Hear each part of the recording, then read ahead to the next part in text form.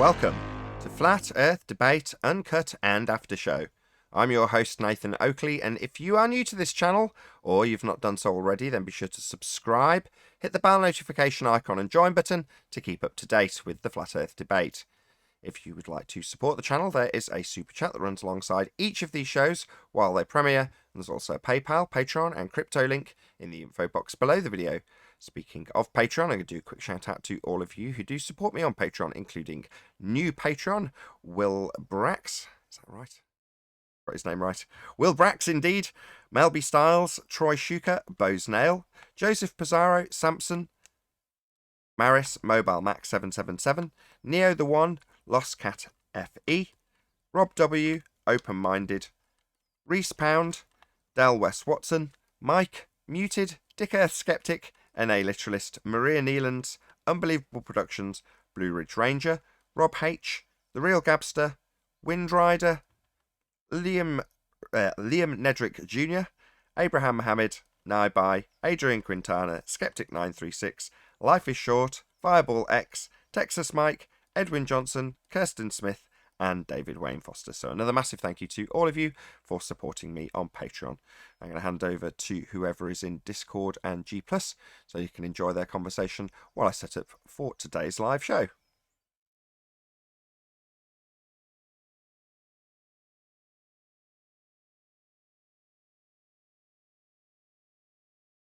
Anybody want to talk in Discord?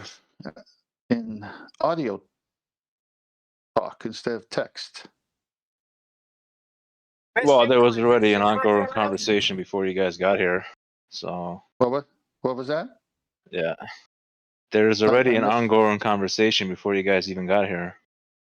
So. All right. Well, fill us in. Oh, I just kind of been following what they're doing, and I'm kind of jumping in with something, and I don't know if you guys would like it, so. Is it maths or is it physics related? It seems it's gravity related. Oh, wonderful! We're interested in gravity. Right. I thought we debunked gravity. Well, it just depends which type of gravity they're talking about. No, it doesn't. That's a good question. Which type of gravity? I mean, they got it labeled as gravity, but there's more than one kind, and then we haven't even proven it in the first place. Right. We're going to find out. Some topics are meant for text.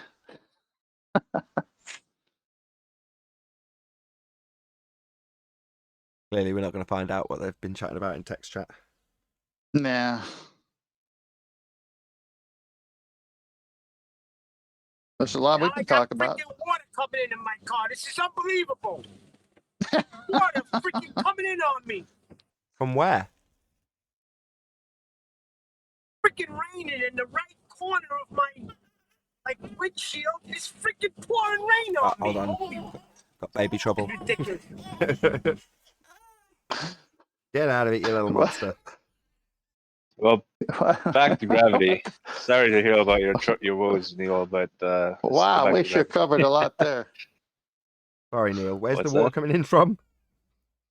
Right windshield. The left side of my window, like in the corner. Actually, not the window. Like, I guess the seal. Yeah, like in that corner where the visor is. The sun visor, like I'm pushing that thing up and puddles of water are coming through. Is there like a quarter light there? Is it? Top. There's a water leak coming in from somewhere. He keeps talking. Yeah. Is it coming in through the quarter light? Is there a little quarter light, an extra bit of glass that doesn't move, or is it the actual window?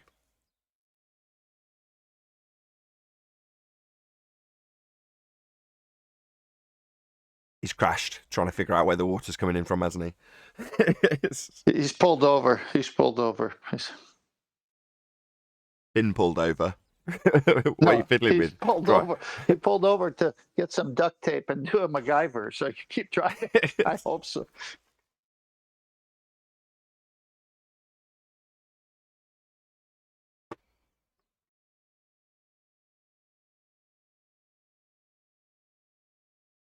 I've experienced it myself. Again, in my wife's little car.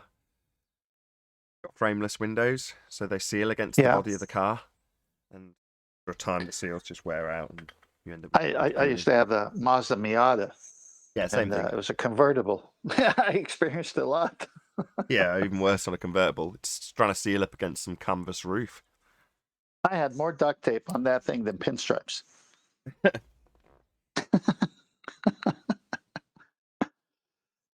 Well, yep.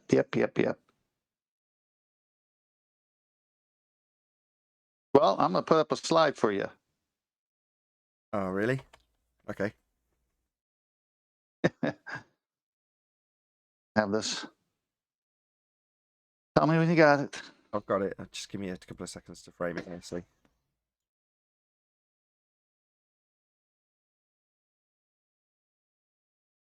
Okay.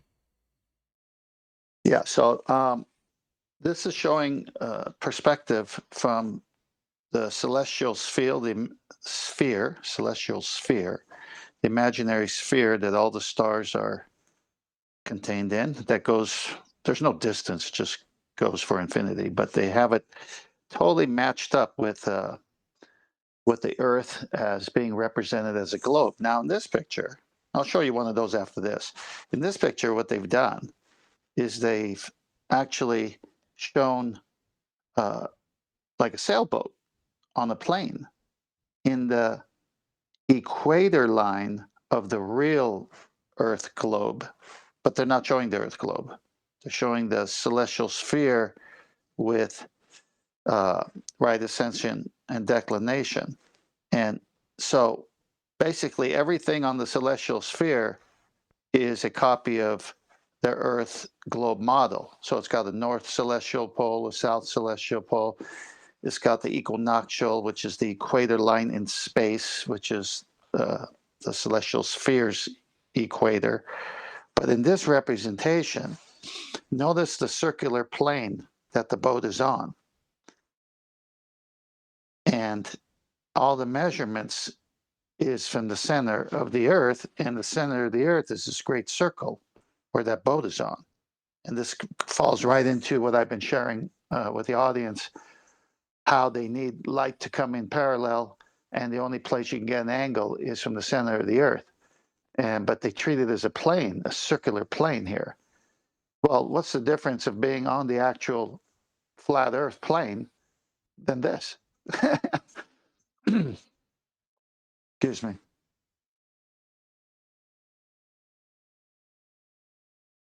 So you see their whole thing is they know they can't get. Let me cough for a minute. All right, sorry about that. They know they can't get any angles from a curved surface, so they can only use a sextant on a flat plane surface to get the zero line, the horizon, and any angle between you and the star. And so what they do is they start doing all these drawings. Here, I'm going to send you this one.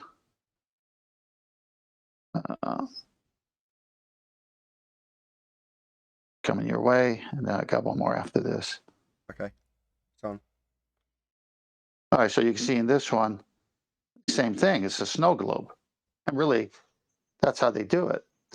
They say, oh, it's even though we're revolving, it looks like the stars are revolving.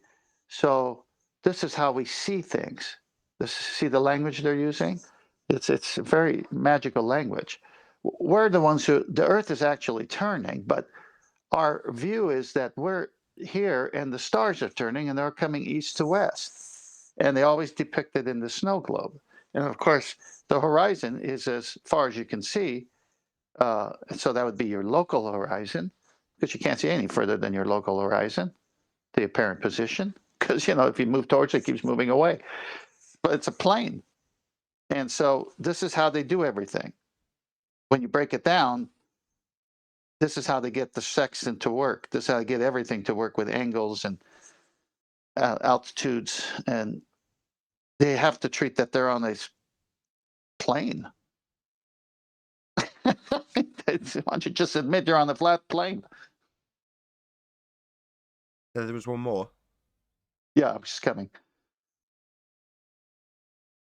This one, there we go. Hopefully you'll talk amongst yourselves while I just set up a few more things Yeah. to do. No problem. So here's one more. This one's showing you how they do it. That they put that plane right through the center of the Earth, but you see they have a guy on top of it. But in the last picture, they have you on the plane itself with a dome over you. So don't get tricked out there on how they use their orthographic views and their images and their magical words. You can't get an angle off of an arc or a curved surface. So the sextant, which is a navigational tool, cannot work on a globe. Just cannot. Impossible. So why is it working? Because we live on a plane.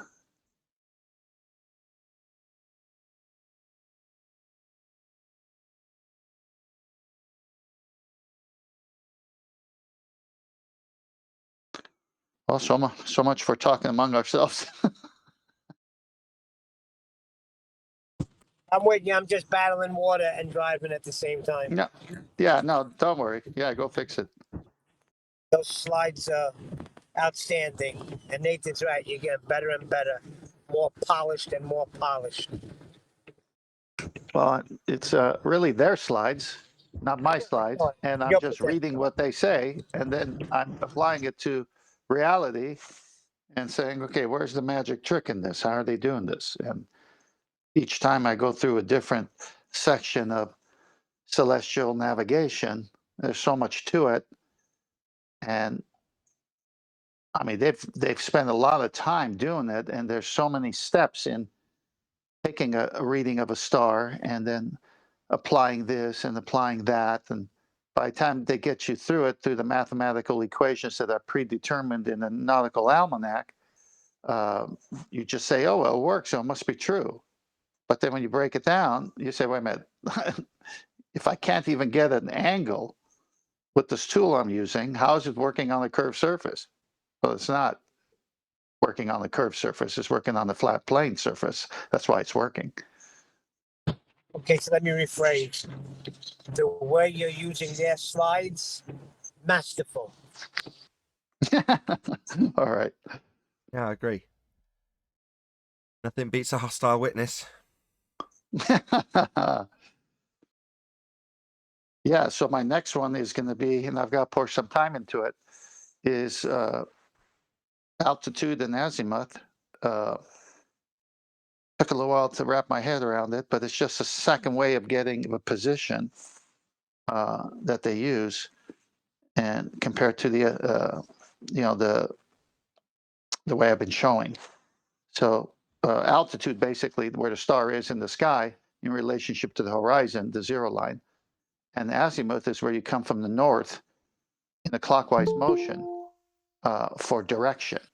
So this is another way that they do it, and you can actually use your hand, make a fist, and figure out degrees. So it's going to be a fun one.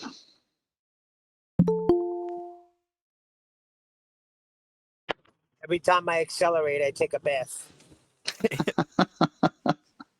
Oh, Neil, I'm so sorry. Hey, everybody. Hello. Hey, Brian. Wrap it up Hey, for us, Brian. We got 4 minutes. Well, let me say something. I started watching those videos with that girl, Rachel. I think it's 5 O's, like ratio. Is she doing a play on words?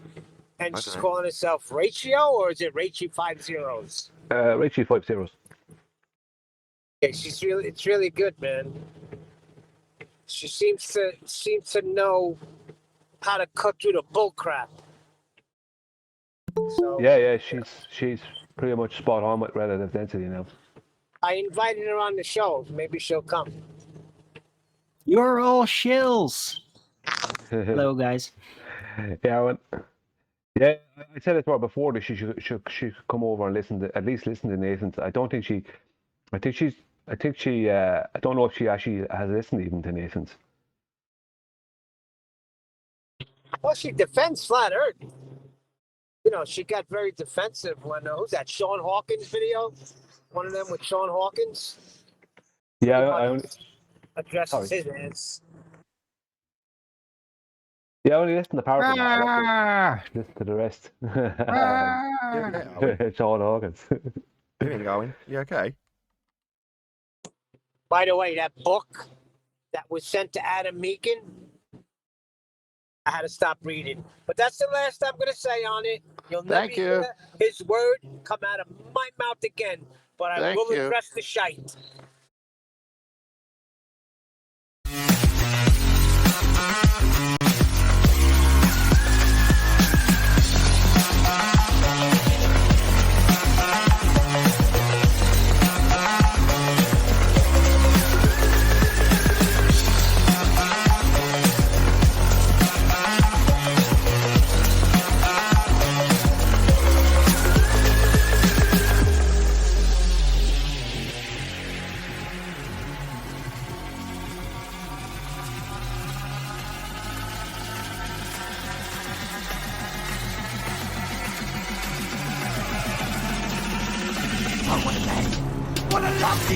Welcome to Flat Earth Debate Live.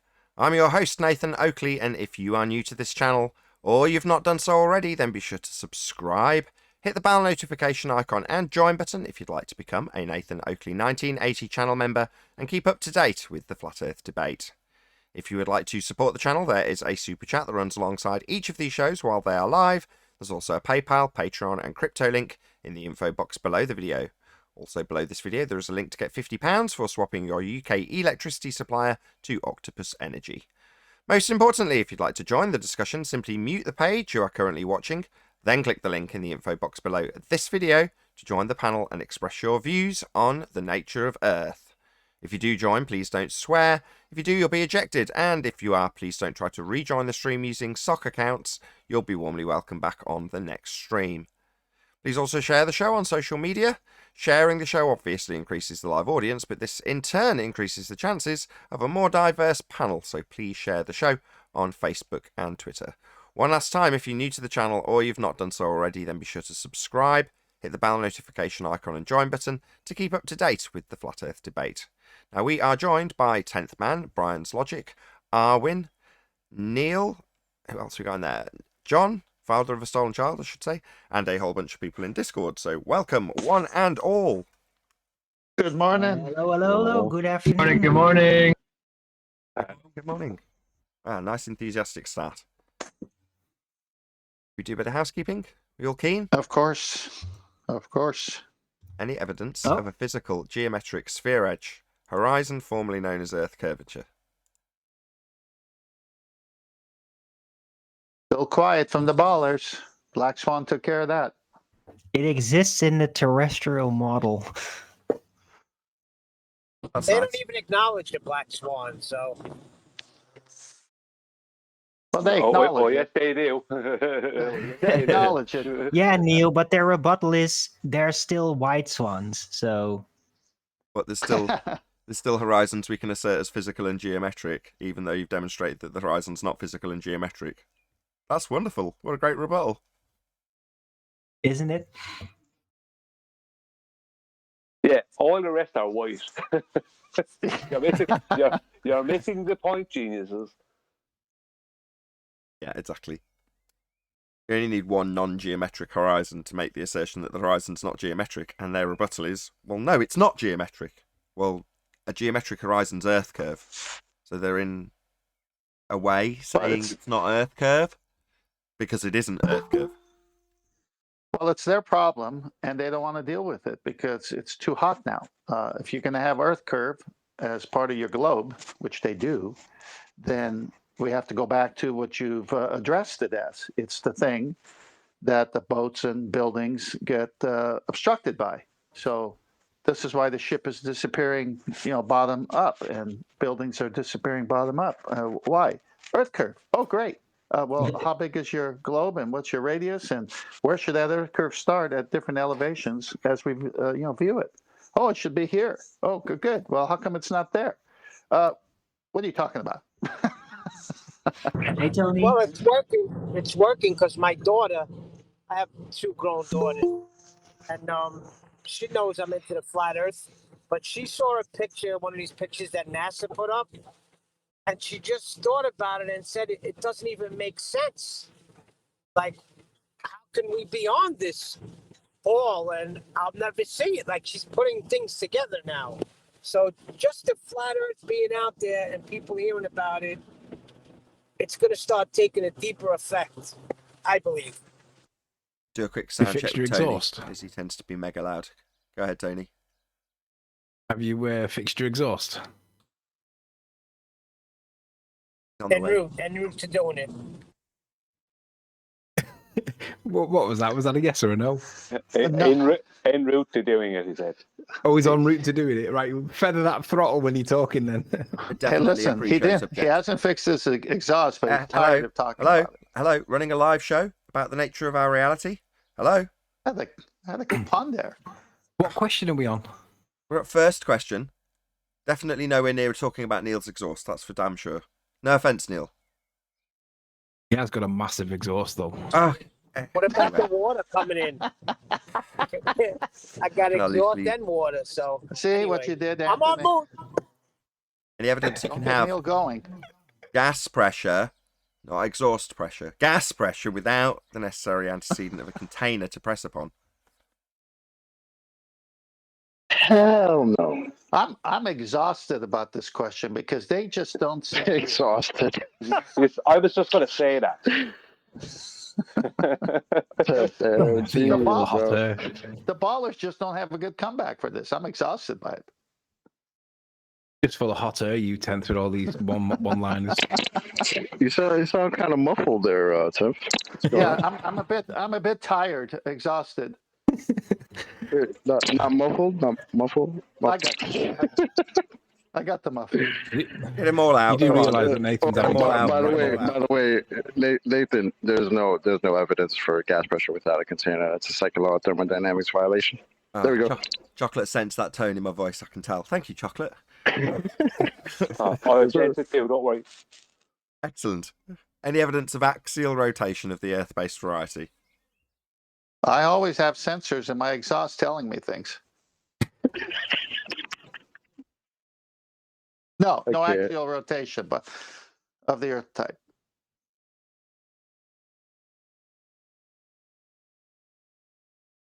Fairly packed Discord server. Well, we Evidence of couldn't even axial get them rotation? to get out of chat in the pre-show, so maybe they'll come and talk now, hopefully. Speaking of exhaust, can I pipe up? Oh, we weren't speaking of Wow. exhaust. We were in the pre-show. That's, for the pre-show. Anyway, back to the live show. Any evidence of Yeah. axial rotation? None whatsoever. Any evidence of a Nothing at all. self-perpetuating? Go on, whoever that was from Discord.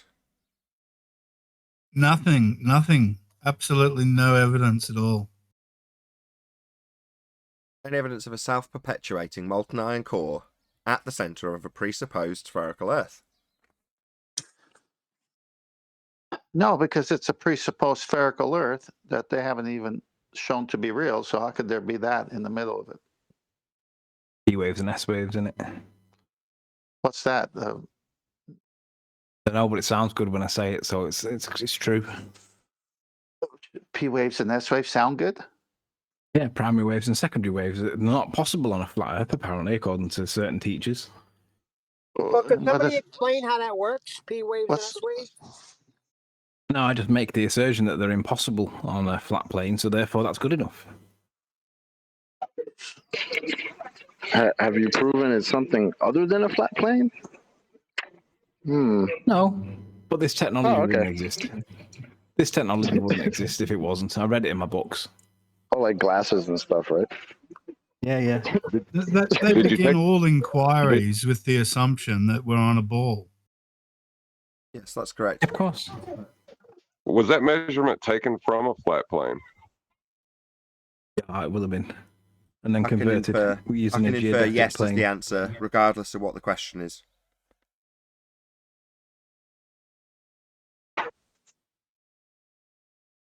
Yes, it will have been measured on a flat plane, John.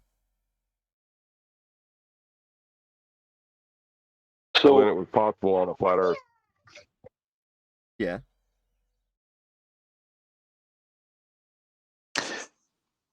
Yeah, well, they come It on has- they come on property in the woods, when it's not the city streets where they know where all the pipes are, and they have a device similar to that, and they can find all your electrical lines and your water lines bouncing something off of the dirt they're walking on.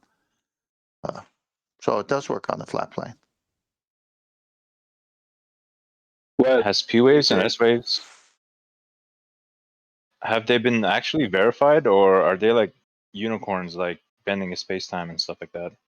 It's not that No, they I haven't got been water verified. pipes. I got electrical lines buried. All right, well, that would be interesting to like look into how it could work on a FE, right? It does work on a flat Earth because for them to find out if they're going to dig or build something, they got to find out do you have any water lines or electrical lines going through where they're going to dig. So it works. So it works so on a how- flat plane. So how are they strawmanning the position so it doesn't work on an FE? No, that's just an excuse. It does work on an FE, and they're saying it's a presupposition of a globe, and so they just wrap it around that story of theirs. They try and say that they know what will happen at the other side of the globe by, let's say, using P waves and S waves at any particular point or whatever. This kind of thing. It's like the globe tells them what's going to happen, kind of thing. That's basically the rhetoric. So they will say it can't be a flat Earth if they can know what's happening, if they can get information about the other side of the globe. The other side. Yeah, you haven't proved one side yet, but the other side, They don't even have a geometric horizon. Yeah.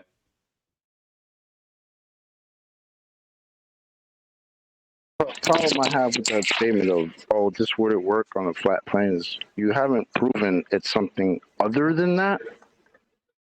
So, yeah. Exactly. Yeah. Right. Thanks. Yeah, I don't think I've ever seen any one of these guys say, hey, I just spotted a pipe in China. If unicorns were imaginary, then entropy wouldn't work.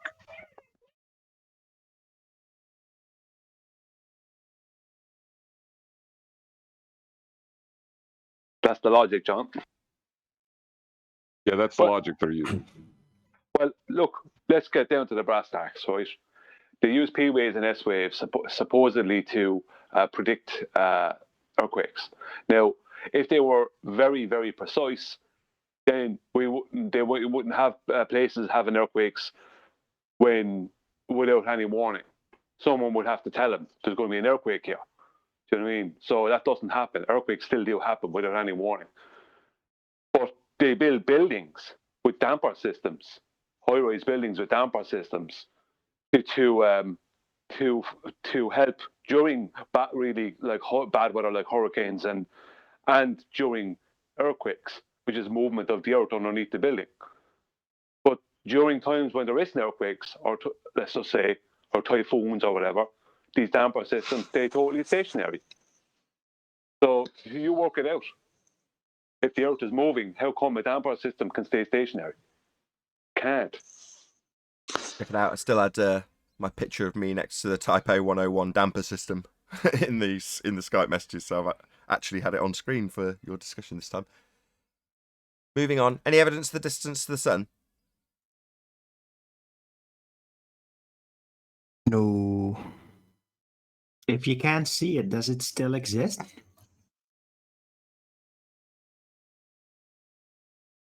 Well, any evidence of parallel rays, that would be, because they would be a byproduct of a massive distance to the sun that's stated by the opposition. Sure, No sticks parallel and shadows. rays. Sorry, John. Well, shadows show parallel rays. Yeah, if you believe hard enough. Well, you're not going to believe and find yourself in a third position, are you? You're not going to find yourself looking at the side of your own head, or looking at yourself stood on a claim to be spherical Earth with the sun on the right and the Earth on the left, and parallel rays between the two. No, I don't guess so. I think the question, any evidence of parallel sun rays, is actually a pretty good question, and it's up to you, Nathan. But I think that could be a good housekeeping question because it's very pertinent to the argument, is it not? It would be great if you've got to, obviously can't segue away from the main topic. The reason we're asking for parallel sun rays is because there's a claim to be distant to the sun, and the claim to be distant to the sun is based on the R value. So any evidence of the distance to the sun, if it was met every day with a response of, well, any evidence of parallel light rays, I'd be more happy than hearing, no offence, Arwin, but any evidence that it's still there when you can't see it. Parallel light rays is much more on topic, if you know what I mean. Well, if you think about the claim is that Eratosthenes, this is from the ballers, I'm not saying it's from Eratosthenes himself, it's from the ballers, that Eratosthenes measured the radius, right, with shadow angles, right? And these shadow angles, he was able to measure the radius because of parallel sun rays. Now, we know that the sun rays are not parallel, and the only way the opposition can assert parallel sun rays is to start with an actual radius that creates a globe, and then the pre-assumption of a radius that creates a pre-assumed globe that pre-assumes that Venus is the same size, is another same size globe at a particular distance, and that the sun then is an even bigger globe at a particular distance. So these parallel sun rays all start with a pre-assumption of an R value, yet they're the very thing that's supposed to prove the R value. So is that not classic circular reasoning? There's actually another way to show parallel sun rays. If you get two sticks and put them... Before you do, though, can you just answer his question, though? Because I don't want to leave it as a rhetorical question. Just repeat the question. Feel free for someone else to answer it and then move on, John.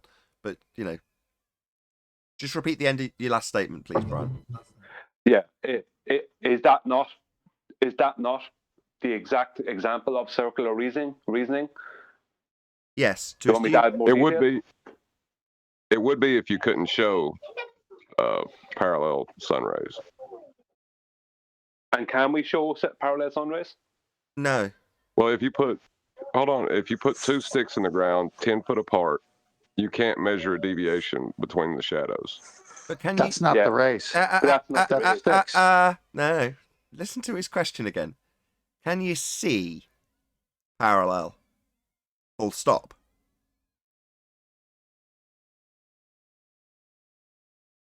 No. Right. The guy who was on the other day, admittedly, he was here to defend incoherent dielectric acceleration, but he made that point. And more power to him. Is like, well, you can't possibly. I think he described it as curved linear. I'd have to look into whether or not that's an accurate description of what he's describing. I mean, Arwin's strapped that on a couple of times to perspective, and I've got to be honest, I can't remember how he described it, so I can't remember the description of what curved linear means in this context. And ultimately, we're talking about perspective in that regard, right? But can you see it? No, you can't. It's beyond your capabilities to see it. Well, for them to have it described in that way, they have to represent it orthographically to draw it that way. You're never going to see it that way. It's impossible. It's like saying, how are you going to see something in the distance at the same physical feet and inches value? Well, you can't. It will always get smaller further away. That's what it does. So to take that effect away from what you're actually seeing, you've got to put it in a different position. It's the same with parallel light rays. But it is circular reasoning to assume that you can acquire them in order to measure various values of the sphere you're presuming is definitely the textbook definition of circular reasoning, Brian. Just wanted to round that out as it was a good point. Anyway, go ahead, John. Sorry to cut you off right at the beginning. Right. Well, the shadows thing is how they say it's not circular reasoning, because you can't measure a deviation between the shadows. But we don't really know what's going on there. That's the whole point of that. We're just seeing shadows. That's a trick. I'll tell you why. Move those sticks further apart, what happens? Move those sticks closer together, what happens? It still doesn't answer the question. The question is, do you see parallel sun rays? Well, see, that's the trick though, because there's no way you being in your position can measure a deviation between those shadows because of the scale you're talking about. That's why Rumpus says it's not 0.5. It's because you would have to, be in two places at once. Right, but the question is, do you see parallel sun rays? No, we see crepuscular sun rays. See them That's diverging, correct. or if you want to consider they're moving towards the sun, then converging towards the sun. Well, 10th Man is exactly right in the sense that you see when you look at the sun, which is the only place where it really exists as a thing, you see crepuscular rays. Thing is, though, that if you do put sticks in the ground and you put it, let's just say, a couple of 100 miles apart, you make sure that you have very competent camera systems to keep track of each other's location, right, in a direct sense, that, the shadow is not going to be in the same place. Because a shadow, as is all the light apparition, is unique to the observer.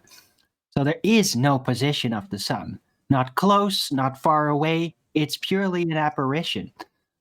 In How spite would of you that, get an Arwin, objective direction to know that? I'm not going to try and defend that I do know the answer to what Arwin's stating is correct. He's not wrong.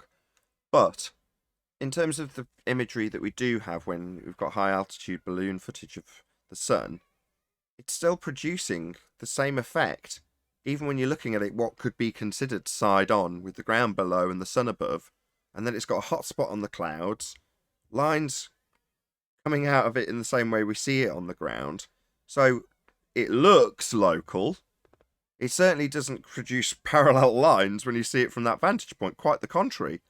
It's producing a hot spot below it, but it's definitely not doing what they say it does.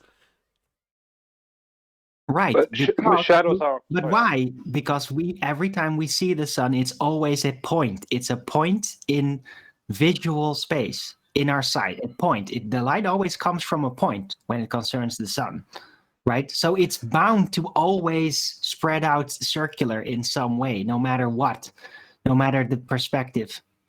Indeed, and it does. That's precisely what it does, as far as we can tell, as far as we can see, and as far as we have been shown. What is the antecedent of a shadow? It's light, isn't it? You won't see a shadow in a dark room, but you see the shadow when you have light. Now, if the sun is obscured at your location, if the sun is obscured by grey cloud, you can still see a shadow. So it's light that causes a shadow. Light is the cause of shadow. Yeah, there's light coming off the sun, but when we see the sun rays, they're coming in at angle. They're coming out from a point, diverging positions. So light, you can cause the same shadows just with light, without having to be able to see the sun on a cloudy day. So, but can you measure between, let's say, two sticks 20 foot apart? Can you measure any divergence from parallel in the shadows? Yeah, but 20 foot apart. How far apart can you make them, and they will still stay exactly the same? How far could you bring them apart? That's my point. How far could you measure it? No, that's my point. This it's on the vein of, I know Tent about to say, on the vein of what Tent said. Same thing. If you bring those sticks 1,000 foot apart, will they have two exactly the same shadows angles, or will the shadow angles be different? Nope. No, but he's put them 20 foot apart, and you haven't answered him. Yeah, if you put 20 foot apart. Go on, Tent. Go on. No, I'm sending you a picture. I'll answer it right now. Put it up. A real picture. Okay. Well, yeah, is that 20 foot apart or more? I'll stick it up anyway. What's that? I don't know if this qualifies. There's no sticks in it. No, my point is, when it's at your zenith position, 20 foot apart is not going to do a shadow. because it's directly above you, and that's the whole point. When it's directly above you, there is no shadow or very little to even pick up. That's your highest altitude of the light source. That's your 90 degree. So when it's at 90 degree, where do you have to get 89, 88 before you see a shadow? So the whole point is 10 feet apart is nothing because it's directly above you. What shadow? Well, we'd need to know Well, how my big whole this point. hotspot exactly as I described earlier. I mean, you can see what they're doing. You know, they're coming away from each other. Just that's visually obvious. So how big's this circle? Who knows? Well, well, it's definitely more than 10 feet apart. That's for sure. Well, yeah, but you know, just so. I mean, I'm looking at that going, it could be a 100-mile area, it could be a 10-mile area. But either way, you know, when you scale it up to 1,000, you're at the point where you go, yeah, okay, we're definitely going to see a difference. All right. So the next picture I sent you. Up. Yeah, voila, there you go. Here's your corpuscular rays. Here's your divergent light. And if you're standing right under the light source, you're not going to have a shadow. And if I'm a human being and say my width is 2 feet, well, at least for 2 feet, I'm not going to have a shadow. And it's if I have a. Are you saying you could replicate this in something as simple as, let's say, I don't know, my bedroom? Probably with a flashlight. Does that prove that my bedroom's a ball? I guess it would. I don't think y'all are understanding. It might be concave, Chocolate. Adam. Definitely a concave bedroom. Anything that you do in your bedroom will be with a physical light source. We don't know that the sun's that. That was my point in this. We don't know what the sun's doing. Yeah, but there's argument is 10 foot apart, sticks, no shadow. So there's no divergent rays. When every time you look out, you see divergent rays. It's just they're changing the argument to sticks when it's the zenith position of the light source and trying to get you off of the divergent light rays, which is where they don't want you to go. Doesn't make any sense. It would be impossible to see. Sorry, John. Go on. It's the way that they look at those light rays and create models of it is the problem. Well, they only look at one source. They only look at one type of light rays for their model, and it's parallel, and that's not what we see in reality, and that's why we're debunking it. But then I can argue that the shadows that we perceive are parallel, which you can't recreate with a local light source. The shadows aren't parallel because the light source is at an angle when it's hitting it to create the shadow, and that's the altitude or angle that you're getting. I can measure parallel shadows in my yard, is what I'm saying. Didn't we just cover this? Am I having deja vu or what? I think so. What's going on, John? I think it's easier just to. I think it's just easier to say we don't know what the sun is. We're not even talking about say that. We do say But that. we do say that. You're saying if I scale it down close enough, they look parallel. Okay. And then we covered it and showed that they're clearly not. And within, I said between 10 and 100 miles, you could definitely show, contrary to what you're now asserting again, it's a bit like you're chanting. What gives? What's going on? Well, if you get to the 10 or 100 miles, then, you know, they can introduce their Earth curve. So? Well, that's one of the tricks they use to introduce it. They can't even produce Earth. They can't even produce Earth curve at 1.22 miles. Oh, it's not. It's rotation they'll introduce because this rotation gives us the sunrise and sunset, so they can introduce rotation. That's what they'll try and do at that point. They can introduce a lot of things. No, that's right? Eratosthenes. Eratosthenes is claiming curvature with his sticks. No, he's briefing. Yeah, but it's rotation that gives us a position. You brought this up. No, he's presupposing he's on a sphere when he does this. And his measurements will include R.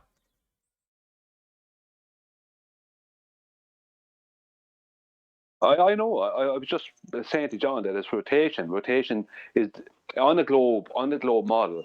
The sun's position in the sky is not due to the movement of the sun. It's due to the movement of the Earth. This is backward from reality. That's my point. I don't worry. I'm not going against my original point. That's 100% right.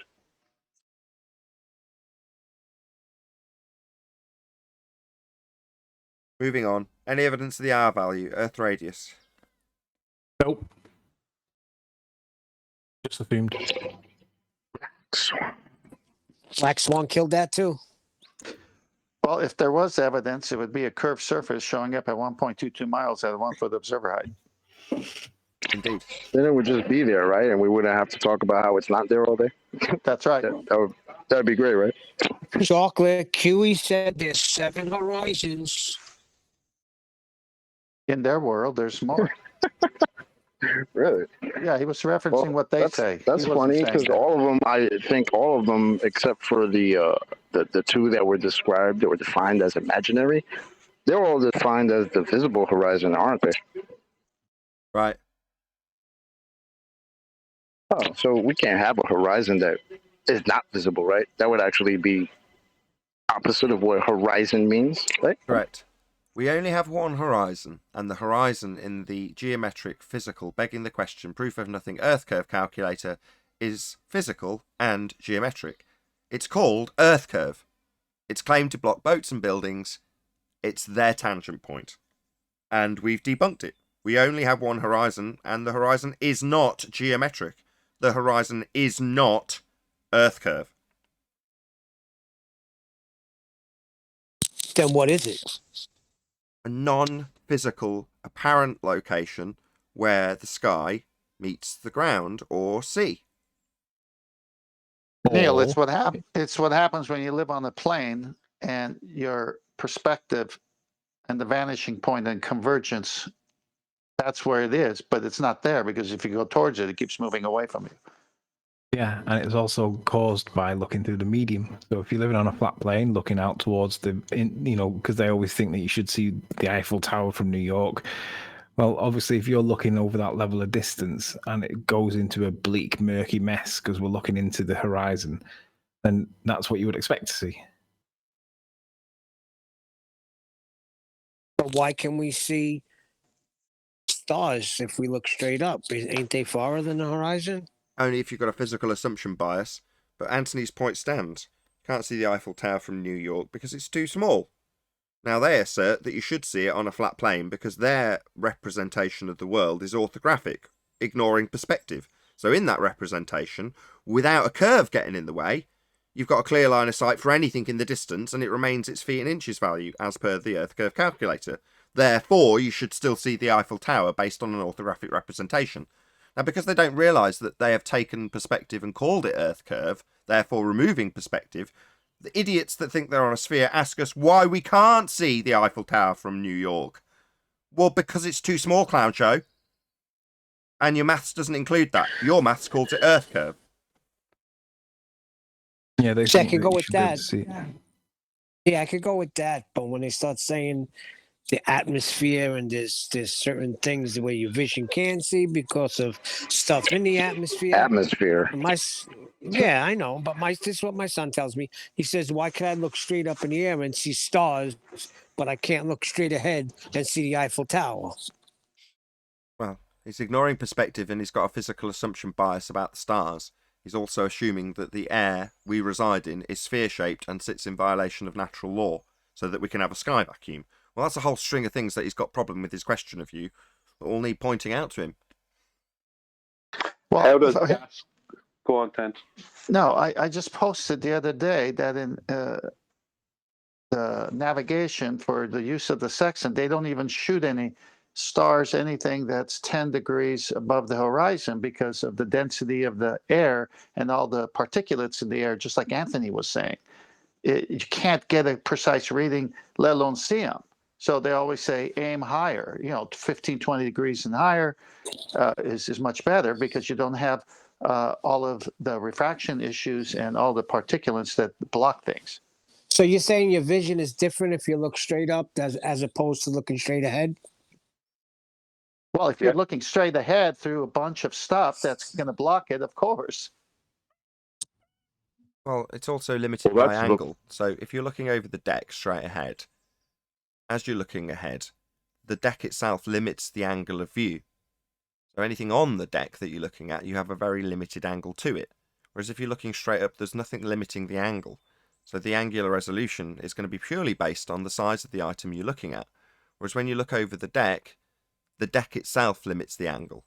Therefore, you have things disappearing from bottom up because the deck's limiting the angle to the bottom of the thing that you're seeing in the distance. Therefore, it vanishes first due to the limited angle over the deck.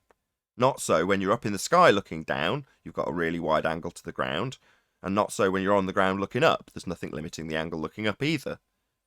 So it's a combination of things.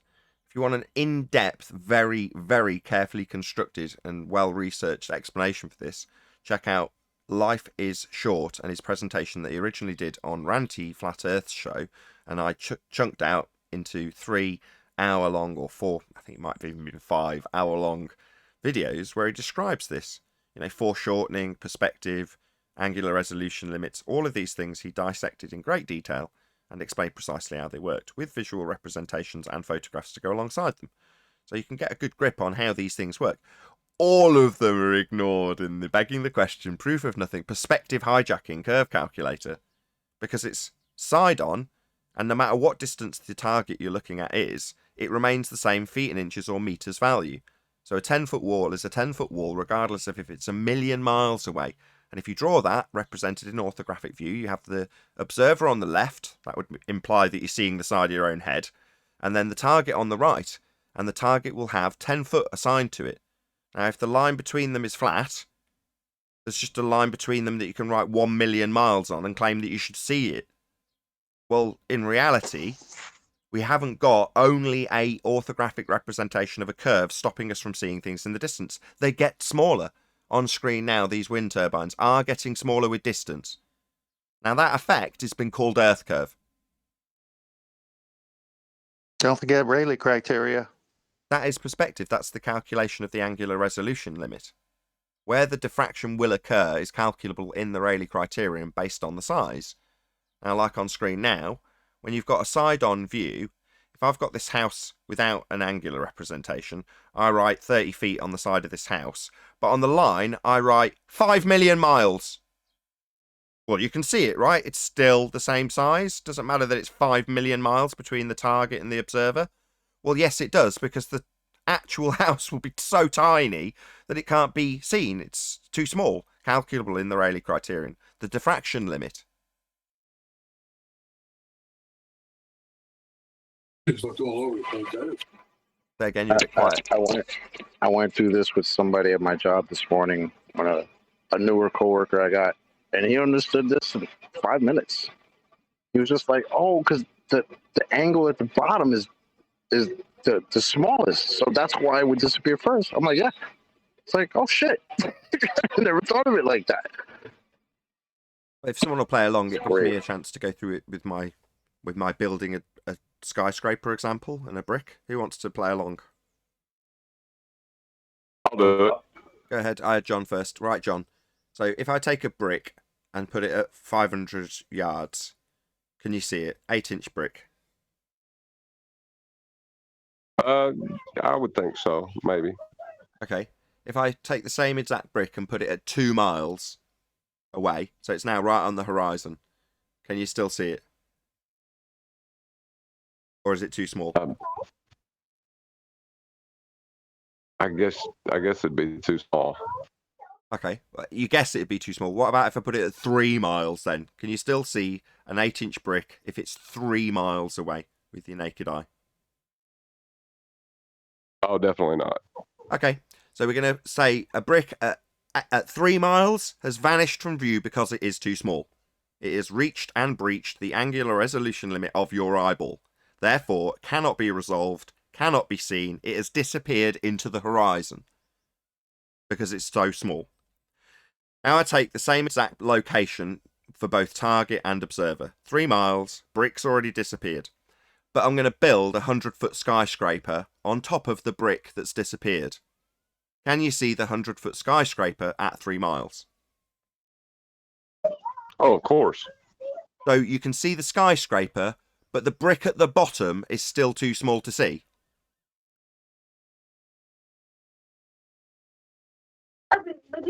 That's Earth curve? So therefore, this building in the distance at 3 miles, according to this very crude example, has vanished to the tune of 8 inches. So it looks like 8 inches are missing off the bottom of the building. not because the building's actually gone over some physical reified sphere edge horizon, but because at the horizon the angle is so limited that the 8-inch brick is too small to see, but the rest of the angle moving up into the sky with the skyscraper is wider and can be seen. So you have a building that's disappeared from bottom first merely because the bottom angle is too small. Now that effect is perspective, angular resolution limits, and foreshortening. As I say, see Life is Short's lengthy description for a more in-depth understanding of this. But that effect is called Earth curve. When you remove all aspects of perspective and turn the view side on so that the target doesn't change with distance. So you can say 8 inches has gone from the bottom of the building, when in reality, the bottom of the building has a very limited angle to it. And that is why it's disappeared. But if you remove that factor and just say 8 inches has disappeared, well, 8 inches doesn't change at distance. 8 inches is the same whether it's right in front of your face, blocking your view of everything, or 3 miles away, completely disappeared because it's so small. In other words, 8 inches doesn't give you enough information to qualify why it's disappeared, when angular resolution limits can cause things to disappear because they're too small to see. Hijacked and called Earth curve. Yeah, and at 1 mile, that 8-inch brick won't be seen. And how you know that to be true is the Earth curve calculation says that at 1 mile, there's an 8-inch drop. There's not an 8-inch drop. It's that anything that's 8 inches off the floor of anything will have disappeared due to angular resolution at that rate, or at that distance. Yeah, what is it, 1.22 over lambda? I can never remember the actual Rayleigh criterion maths, but it's very similar to the Earth curve mathematics at 1.2 times the square root of the observer's height in feet. Well, you can work out the angular resolution of something, and it's a very similar number. That's right. Yeah, that 8-inch drop. Flat Earth data talks about this a lot. And it is almost exact. I think it's 1.22 something. It's nearly exact. It's basically exact, more or less, almost. Yeah, they've hijacked perspective and called it Earth curve.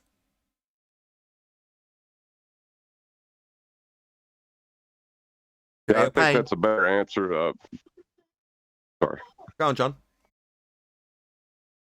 I was going to say they've hijacked perspective and called it Earth curve is a better answer than to talk about the drop that we don't see, because that's just a way for them to squirm in a physical horizon. They'll smuggle it in any way they can.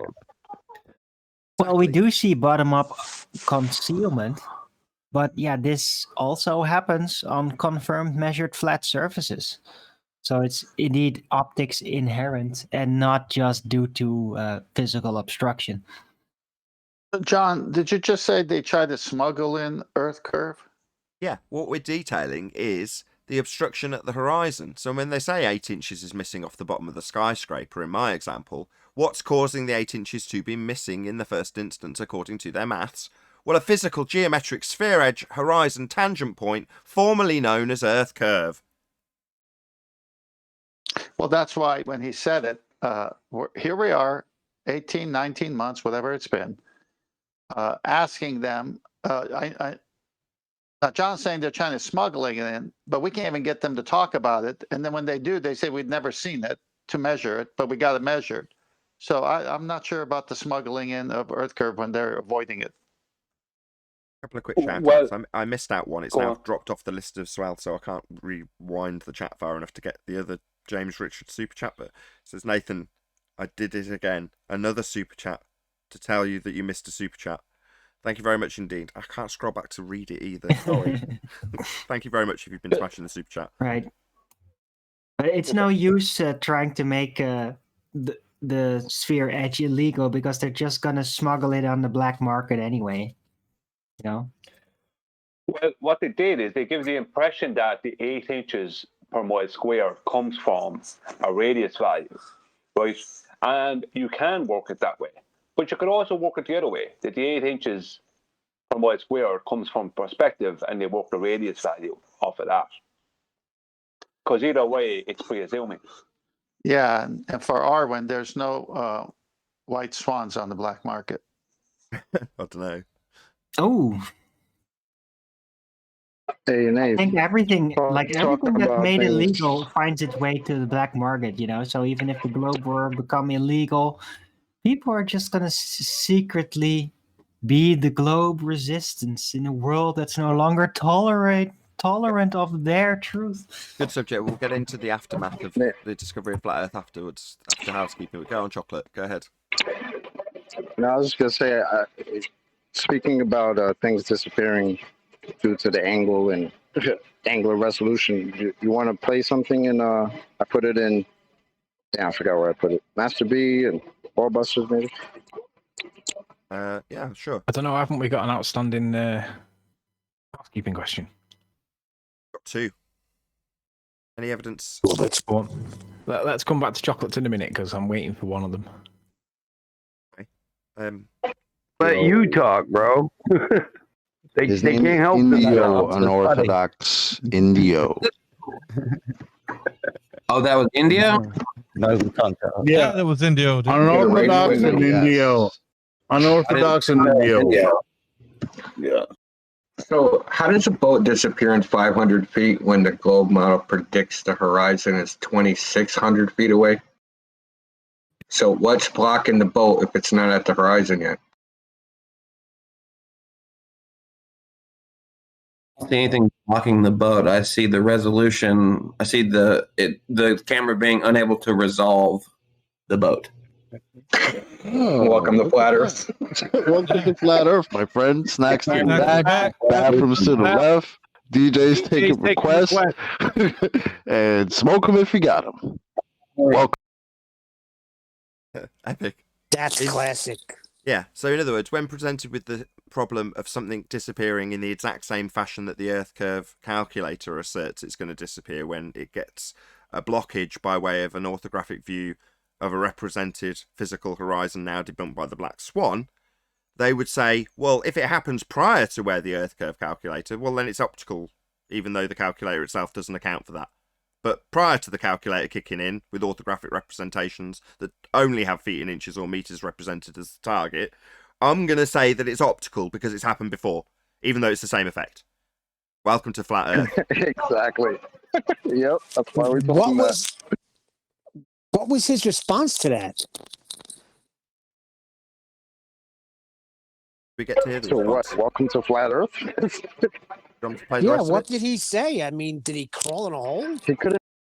Did you hear what he said? Yeah. Globe curvature couldn't even be a factor in that boat that he was just shown disappearing. So when asked, why is this boat disappearing if this has nothing to do with your curvature? And you heard what he said, right? He sees the boat disappearing because the camera can't resolve the angle. Yeah. That's why we all told him, welcome to Flat Earth, bro. That's our argument. Thanks. Resolution. I see the camera being unable to resolve the boat. Welcome to Flat Earth. Welcome to Flat Earth, my friend. Snack. Yeah, there you go. Exactly. They implicitly understand this stuff because they've had it detailed to them by us. And prior to this embarrassing little situation, they would call it flurfspective when we asserted that this exact same effect, now detailed by a globe believer as being an optical effect, they would say, no, it's flurfspective when you point out things disappear when they're too small. But when it happens prior to Earth curve, it's perfectly acceptable, even though the maths doesn't have it in it. It's amazing. Well, I just would like to... No coincidence that that's the same guy that came here and in response to the Black Swan wanted to tell us how, oh, you guys forgot about optics. Yeah, I was just going to say that. What a clown. We forgot about it. Oh, right. And your calculator didn't.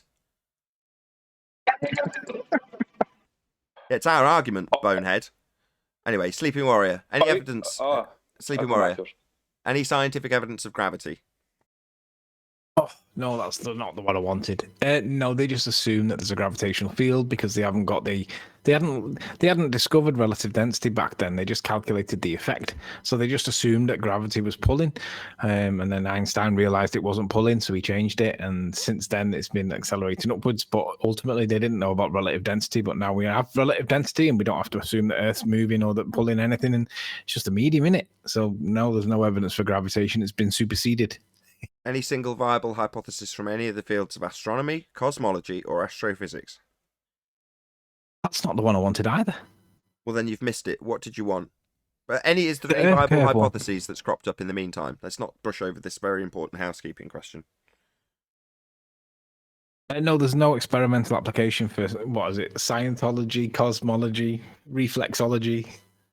Reflexology. Well, who was the guy the other day that came in here, said that two stars colliding and they observed these things? Wasn't he talking about? You're saying astrophysicists Astrophysicists? observed that? Yes, that's correct. But then we looked up the timeline in terms of their assertion. And what was the timeline? Adam, can you remember what the timeline was? Yeah, it was 130,000 years to slow down from 6 hours to 5. After that, then we might start to see the things that they're hoping to detect in terms of production of gravitational waves, if humanity's lucky enough to survive that long. I think it was there. Wow. Wow. And how do they believe this? I don't get it. I'm lost. Because you put the cool theme music in the background, like Star Wars or something. It's gotta be. Can we go back to Earth curve? I think it's the snacks in the back. Earth curve? It's 1:15. You think Earth curve's the first question? Anthony, that was the first one, Anthony. You know that's the first question, right? I must have missed it because I got in 5 minutes late. I'm blaming chocolate. Yeah, you No, actually I'm came in blaming you. asking what was going on, and we are actually after just asking or just answering that question. Oh, bastard. Let's go back to it quick. No, to raise awareness. No way. Joking, right? No, I'm only kidding. Any evidence of Earth You'll have to come tomorrow. Any You got to come in 120,000 years. Let's try once more. Next time, don't be late. Right again. Anthony, a break. Stop. Any? Yeah, come on. Let me be quick because Well, this let me is ask the worth it, question. actually. Can I ask the question? Any evidence of a physical geometric spheroidal horizon formerly known as Earth curvature? Yes, Wolfie 6020's got a claim. Oh, this is good. Nathan, share my screen if you would. Yeah, okay, you're on. All right, so Wolfie 6020, what we need to do is not go to Wolfie's, but go to this guy called Kelsey. Typical American name, right? He's a 747 pilot, and he claims that he's prepared to, and he's allowed to, charter out his jet for private expedition, and we can go anywhere we want, right? Now, when I say we, I mean like people, not necessarily flat Earth or blurthers. Like it's anybody. And obviously, I remind myself of Greater Sapien because Greater Sapien had a GoFundMe for 20 grand where he wanted to do a rotation flight, an Earth flight over the southern poles. But obviously, it never happened because we know it can't happen. So we've got this guy called Kelsey, who's a pilot, claiming that we can charter a plane.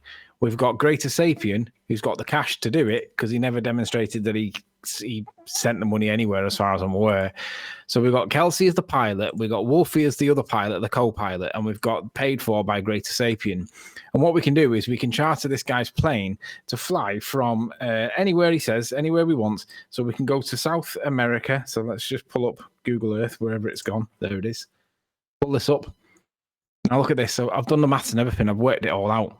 So we can fly from the Falkland Islands, which is like, apparently it's English territory, you know, because it's close proximity to England. It makes sense that it's ours and not Argentina's. But anyway, we can basically fly due south, and the angle there is like south. So if I pull the ruler across here, you can see that it's basically 178 degrees. And what we'll do then is we'll travel straight over Antarctica, back out the other side, and it'll bring us out somewhere around Perth.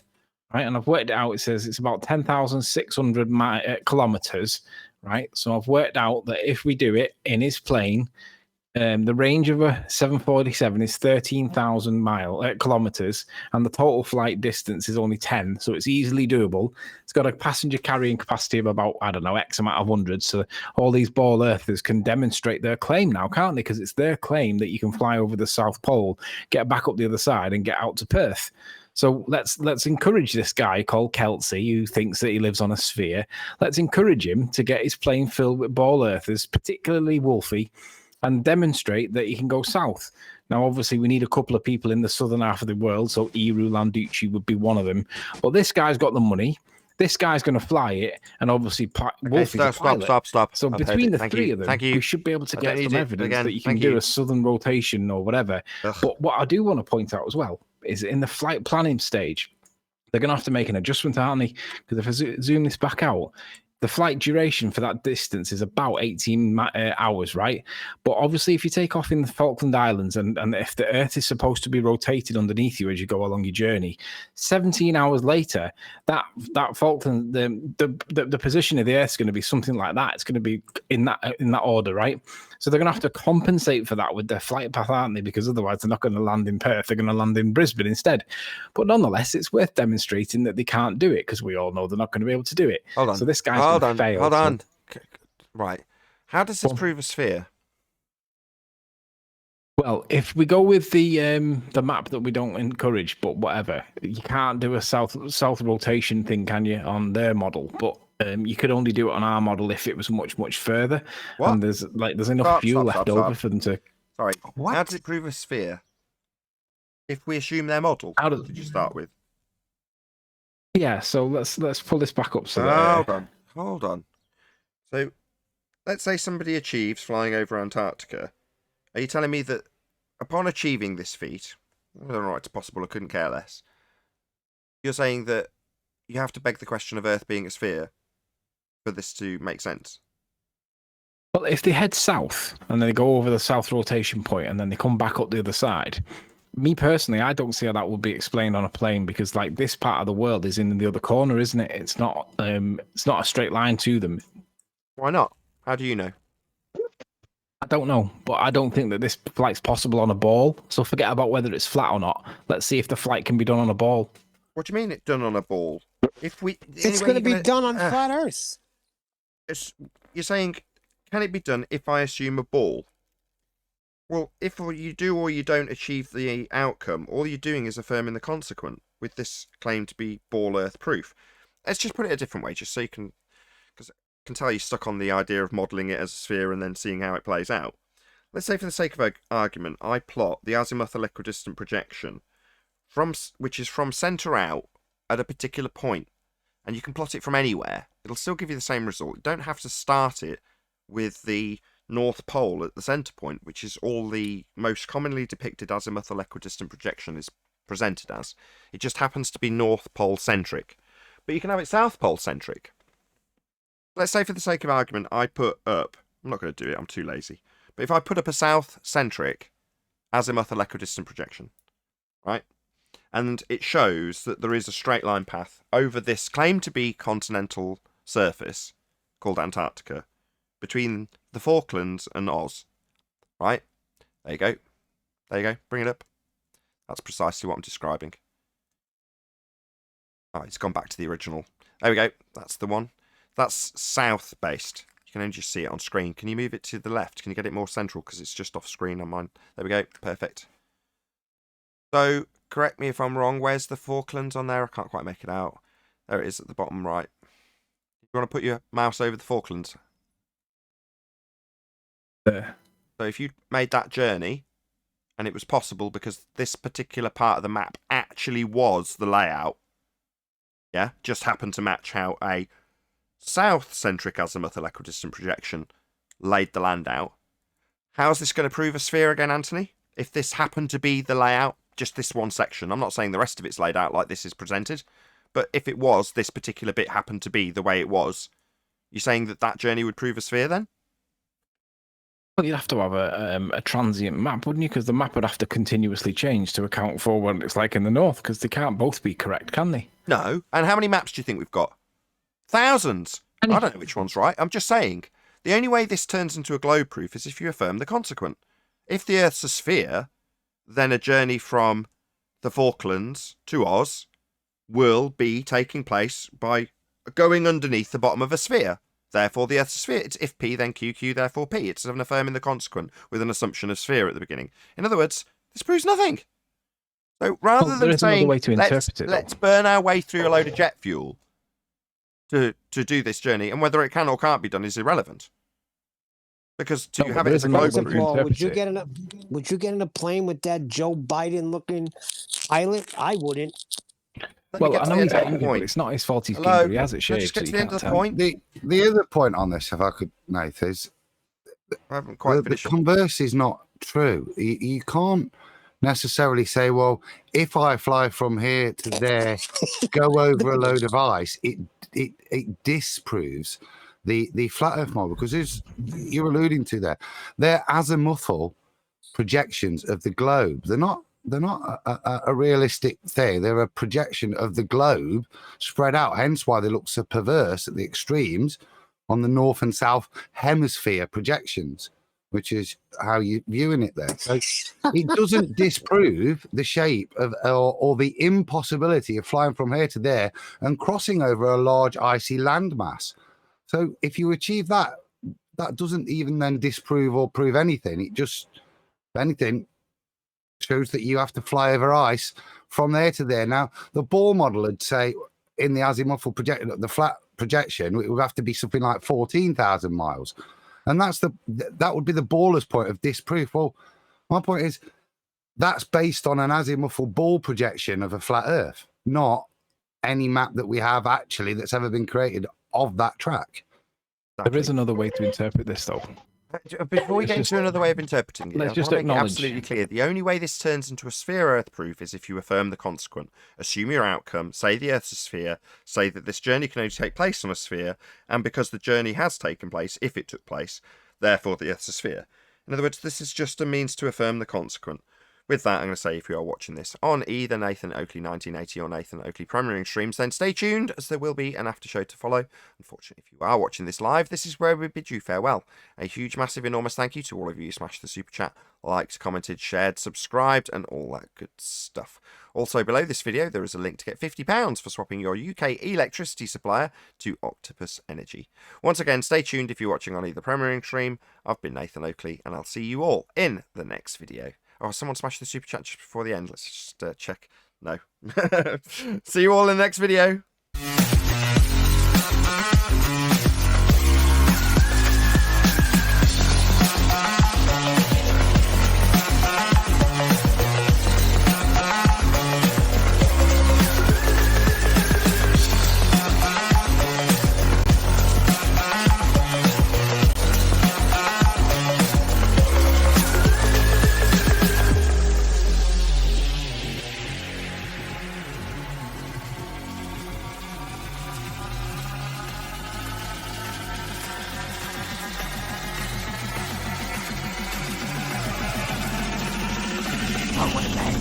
What a lovely day! But this is what I wanted to say. Think of it from the other perspective. It's their claim, and they should be able to demonstrate their claim. So let's see if they can, because we know that that flight can't happen. So let's see if it's consistent with their claim. It'll never happen, that flight. God, just ignore every word I said. Do we know that won't happen? Or maybe it just takes... Grace's Apin's already failed at it, hasn't he? Hello? I agree with Nathan. Oh, God, I'm not going to get to the end of my point before I get rumpused. So, you're saying, we know it won't happen? Oh, really? Is that the case? So, based on your assumption that it can't happen, if it does happen, you could be held up as a martyr for the globe Earth like Bob Nodell was with his gyro. Well, Anthony Riley, respectable flat earther, said this couldn't happen unless it's a sphere, and it did happen, so it's a sphere. Well, no, you've affirmed the consequent, but Anthony Riley didn't point that out now, did he? No. What I'm saying is that we know that Great Sapien has already tried to do it and failed. So on that knowledge, then it's just going to fail again.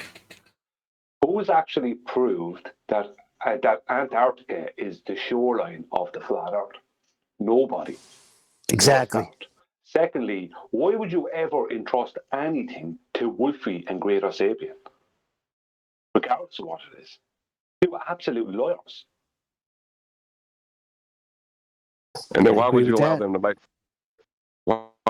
them to make course corrections and account for something that we don't experience called Coriolis to make their flight work? On their model, though, they'd have to make the claim, they'd have to make the adjustments, but in real world, would they? Because if they don't make the adjustments and then they end up in Perth after, I don't know, 8 hours longer than it should have been and way more fuel, then obviously the flight's never going to take place in the first place. But it's their claim. Let them do it. But remember your man Brady, who made adjustments and made a U shape on the Antarctic, supposedly on the Antarctic ice shelf. Forget about Remember their that guy? claim. This is our And claim. Our claim he said he went across from one side to the other. As I said, we don't know if Antarctica is the shoreline of the flat Earth. We just know there has to be a shoreline. That's all we know. So there could be a large expanse of ice off the tip of Tasmania and another one off the tip of South America and South Africa. But we don't know if they're all connected. We don't know. We don't know that. We have this thing called the Black Swan. We still don't know the actual orientation of Antarctica. Don't know anything about it. Despite the Earth being flat, definitely. Exactly. It might be a bloody great big island. It might be the ring. It might be anything. Who knows? It might be a straight wall. Yeah, who knows what the hell it is. But there's lots of mystery surrounding it. Probably intentional because we know about the mystery. You know, it's not like we just don't know about it and somebody stumbled on it and then they're coming back going, there's this massive ice thing and it seems to be vast. We got on top of it and everyone else around them in the mainstream's going, no, I don't know what you're talking about. You know, it's not like they're actually hiding it from us. So most things that are fed into the mainstream narrative for whatever reason are fed in for, you know, reasons of control. They don't tell us stuff they don't want us to know. If there was actually a secret location, a bit of land we don't know about, we don't know about it. That's the problem. You don't know what you don't know. Yeah, I don't think that proves anything, Anthony. If anything, our housekeeping questions that cannot be answered, that's all the proof you need. I just think it's with it being their claim, they should demonstrate it. Yeah, but you can't trust them to demonstrate anything, especially someone like Wolfie and Greater Sapien. Oh, that's why we're going to put Bob Nodell on the flight.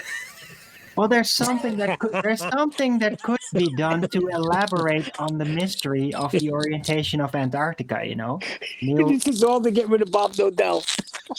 Yeah. What are you two chuckle bunnies laughing about? He said we could put Bob Nodell on the plane, and I said, well, someone said you couldn't trust a load of ball earthers to do it properly. So I said, chuck Bob on it.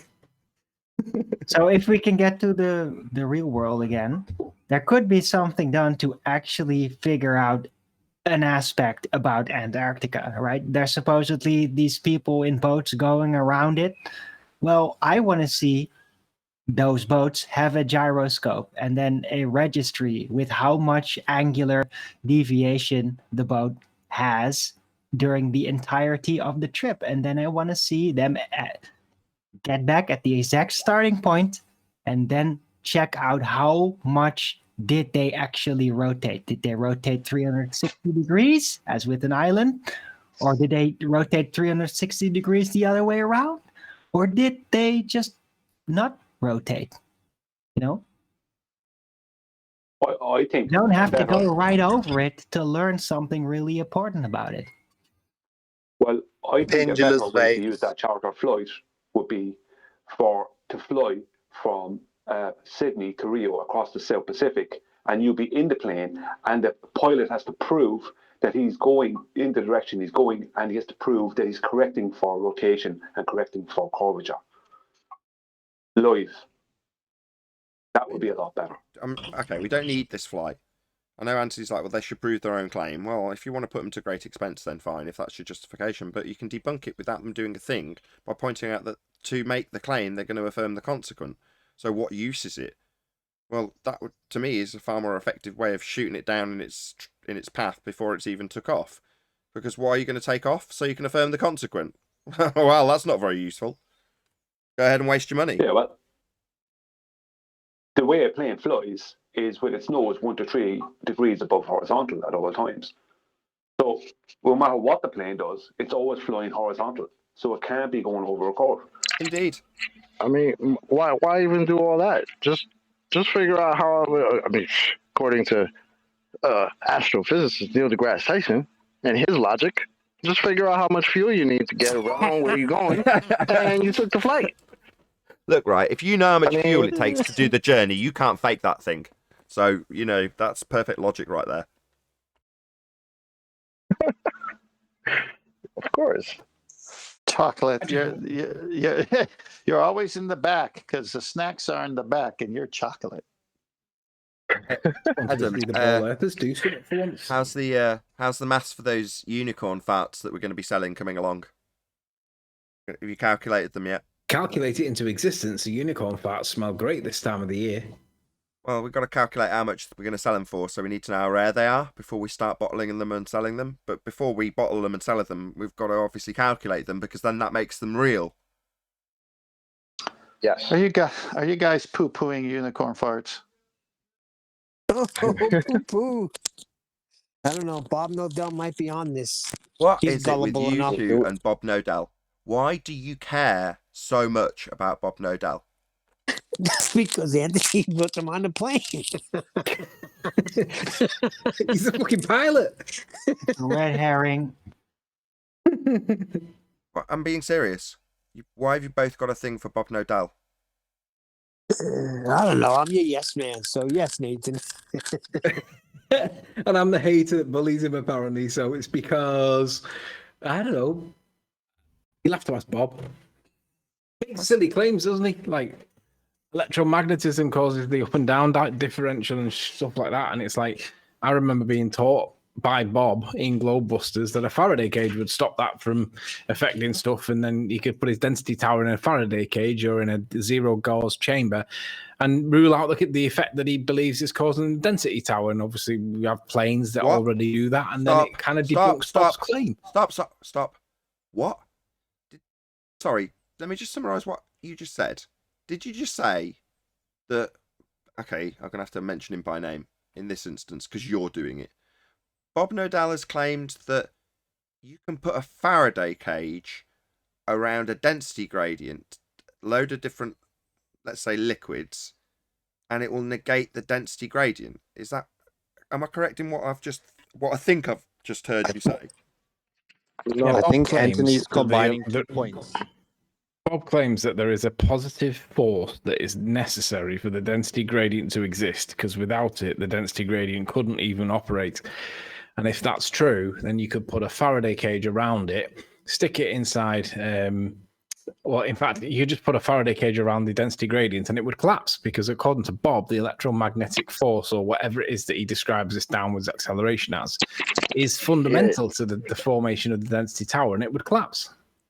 Yeah, that's your conclusion about his theory. You never said that, Tony. Yeah, let's be specific, man. Let's be specific. It's all right. No, I got that too. He has been. He's clarified that. That's his conclusion based on an extrapolation of what he's been told by Bob Nodell and the principles being described or educated in his vernacular, Anthony's vernacular.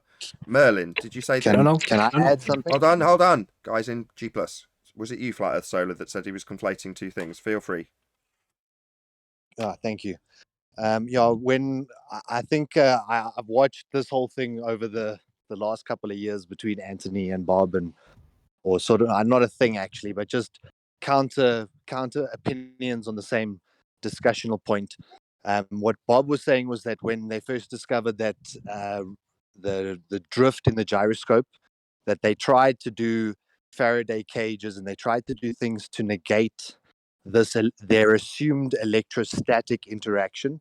What Anthony's mentioned here was electromagnetic and not electrostatic. So an electromagnetic wave could be cancelled by the Faraday, but electrostatics showed that there was 1 or 2 different chambers that they tried with the ring laser gyro to try and see if there was some way that they could negate that variable, but they battled to. But effectively, they demonstrated that there is some electrostatic potential, the same way that your screen attracts dust to your monitor screen. There is this electrostatic attraction, which is what Bob has said is the downward bias.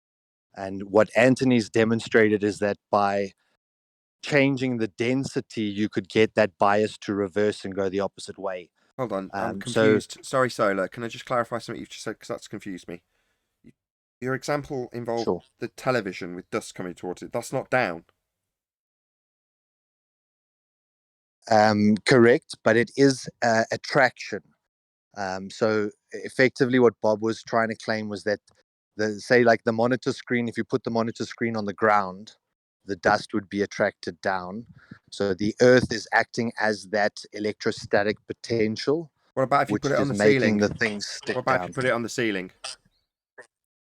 So Zachary Zabala showed that where he used an oscilloscope and he actually changed the waveform, and he got objects to rise upwards with that same attractive force. So Well, sideways, upwards, waveform? down. Hold on. Sideways, upwards, downwards. Same effect in all three instances. So this in no way implies a downward bias. Thank you. Yeah, I'd like to get back onto that wave form. A wave is what a medium does. It's not what something is. So you could probably toss that whole thing out, right?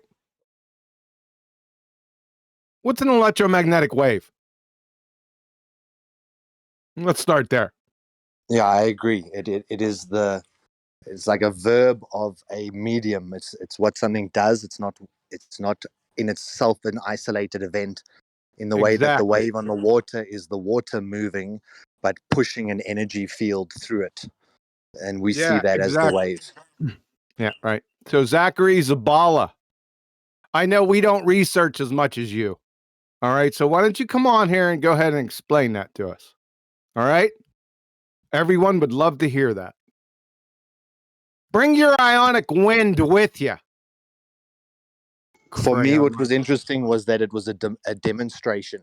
So he's got a video where he shows applying the current, and there is an attraction downward, and then he shows how he sets it up differently, and then there's an attraction upward. Really? Show that on your current. Sorry? So then he proved himself that there's no downward bias since he made something go up? Yeah. That's what I'm hearing. Right. I agree 100%. There's no downward bias. So if I said that or implied that. Which was the claim that that's the reason behind the density tower being the way it is that this force, or as they're calling it, is causing that. Of course, we haven't So that's established the why electrostatic force as being a cause of a downward bias. So what, they're inferring it and then asserting it's a causal relationship with other things that arrange themselves by way of density? Oh no. You've got to first demonstrate that it's actually the cause of a downward bias we don't experience. Well, all these things involve the input of electricity and electrical devices from anything that was mentioned there. It's all, whether it be computer screen, fog gyro, electrical current through wires. That's not the real world. We have electricity in the real world, but there's no proof that the Earth is even has a constant negative charge, and the sky doesn't have a constant positive charge because storms are negative. So Earth itself has no charge. Yeah, but see, there you go. There's claims out there that is negative, but there's no actual, anything to really back it up. They start at the start. The claim is one is positive, one is negative. Right? Prove that first. You can't. So that's it. Yeah, so static electricity relies on the imbalance between positive and negative charges, right? But if Earth itself is not charged, and it isn't, then how is there a flow anyway? That's where the missing phenomena is. There is no phenomena. It's flowing to ground. He says it is, but how can it be flowing to ground when it requires a positive and a negative charge to attract each other to give the flow? Earth is ground, and lightning is a buildup of a charge. So it's just seeking equilibrium. Yeah, it's grounding itself. Yeah, but ground it's not an attractive force. It's a neutral. I never claimed that. No, Nathan. I'm talking to Nathan. Okay. So there's not a flow. It flows from negative to positive or positive to negative. Well, it does flow. I've witnessed it. It also goes the other direction. You can have these things called leaders, which go upwards, like reverse lightning, if you will. Yeah. Apparently you can fly above a storm too. So the storm will be below if you're at the right altitude. There you go. A lot of crazy shit I've going on flown with above a electricity. storm. But a flow, yeah, it does. It flows to ground. It's got no positive or negative charge to it. It But you flows have to that things of called a lower voltage sprites. potential. Yeah, sprites are the same as lightning, but at a much, much higher altitude, reaching up. But don't they go the other way as well? Yeah, up. Up. Yeah. Not to ground is what Not to ground, Adam's correct. saying. Correct. They discharge up, yeah. That's right. Fantastic. If you look it up, if you're viewing this, look up sprites and get some images of them. They're absolutely amazing. But that's actually a very good point that you raised there, Adam, because electricity does flow towards a grounding point, and if the sprites are moving upwards, they are moving towards a lower voltage potential and something which can ground them. Pretty you don't sure I get can show you electricity sprites heading the traveling. other way. I mean, based Yeah, on they happen That could in be the all container. directions. We have balls. maybe a container, but yes, correct. Who was that? Flat Earth Solar. Yes, exactly. You want me to post a picture of sprites going the opposite direction? I don't doubt it. So both. Sprite goes down every time I Can we pop get it open. to can we get to down some it. kind of point? Is there Please a point? do post that Well, picture of the sprite yeah. you said. Did everyone just hear what QE just said? Is there a point? Exactly, right. If this isn't associated with some sort of claim we're debunking, it's just folly. It's like me studying explosions. Who cares? It derives from Explosions the have a question downward of... bias. Yeah, but the reason why we're talking about it is because Nathan asked, why is it that Bob Nodell is blah, blah, blah? And the answer was because he was making claims. So that's how we ended up getting onto it. That's why you and Neil have got a thing for Bob Nodell specifically, personally, because you weren't raising his arguments. You were talking about him by name and sticking him on a plane and then laughing at him. That's not attacking his arguments. Yes, like Nathan, now. I'm your yes man. Like a couple of Not a kids. problem with that. I don't see the problem. Because you're behaving like a couple Don't of forget, kids. in orthographic view. It's stupid. It is stupid. Stop moaning. You're only giving him more power. Hey, how do you think I feel? All I could say is yes to Nathan because I'm his yes man. Right, Tim? What, I know, the don't third forget time you've chocolate's mentioned okay, that. though. Hold on. Third time you've mentioned that. What are you talking about? Yes, man. What are you talking about? Yes, Nathan. Oh, I don't. I'm not even going to ask. Bob Don't said care. that- Don't care. Come on, Anthony, you explain Chocolate it. and tent- He's yes, man. giving way to the ridiculous letters of idiotic things Bob has said instead of just realizing what it is, being the wiser man, and not giving him that response. You make it full screen, Adam. You make it full screen. I'd also just like to add with Bob, that's their counterclaim. But what Chocolate was saying now is that incoherent magnetism that seems to have this attractive force, if it is toward the Earth, that is why we see the denser items Begging the stacking question. up from Hello? the bottom Hello? up. Do you understand what a begging the question fallacy is? I do. Yeah. That's what you've I'm just just done. trying to he knows. explain from What you've just like done. You've Chocolate just was saying, assumed. how does Your statement, if that is a bias towards the ground, so we're going to start this little discussion with an assumption that we've got a downward bias then.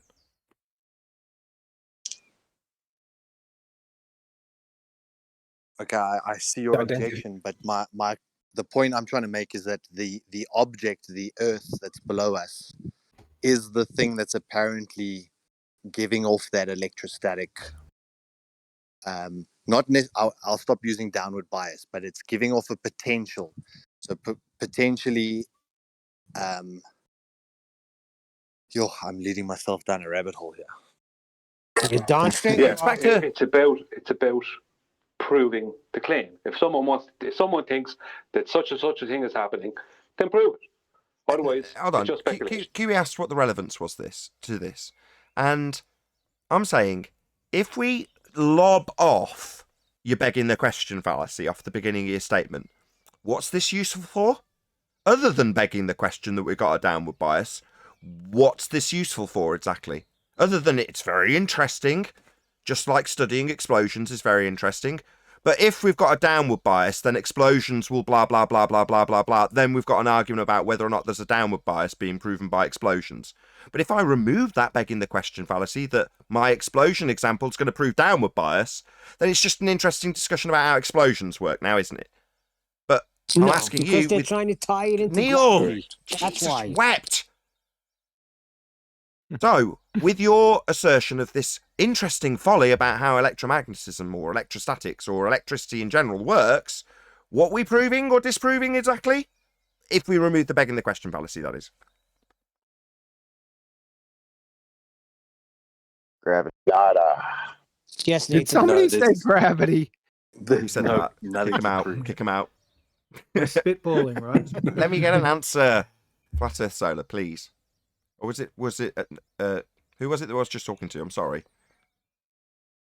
Yeah, it was me. Yeah, that was so. No, you're spot on, Nathan. The way that you've described it now, what they were just showing was that the incoherent magnetism, so magnets all jump together, has always got an attractive force. So it doesn't matter if you put the North Pole or the South Pole towards an incoherent magnetic field. There's always an attraction, and effectively Actually, that was the they don't basis of attract. them then presuming that this Earth is a incoherent magnetic field. But that step has never been proven. So, like you say, it's a baseless assertion fallacy of asserting it's this way and then going on from there. Okay, Dicelo, go ahead. Yeah. Go ahead, Dicelo. Yeah, magnets don't. Yeah, magnets don't actually attract. It's kind of a misnomer. They're it appears they are attracting, but however, it's towards the lowest null pressure point between the two. Truly, So it's truly not fascinating. You discussed this with us yesterday. Very, very interesting. Glad to know it. But proving what now? Again, we're not going to strap a begging the question fallacy on. So why is this being discussed? It seems that it's only so we can beg the question of a downward vector. Because the same phenomena, so-called gravity, is likewise to electrostatic clean.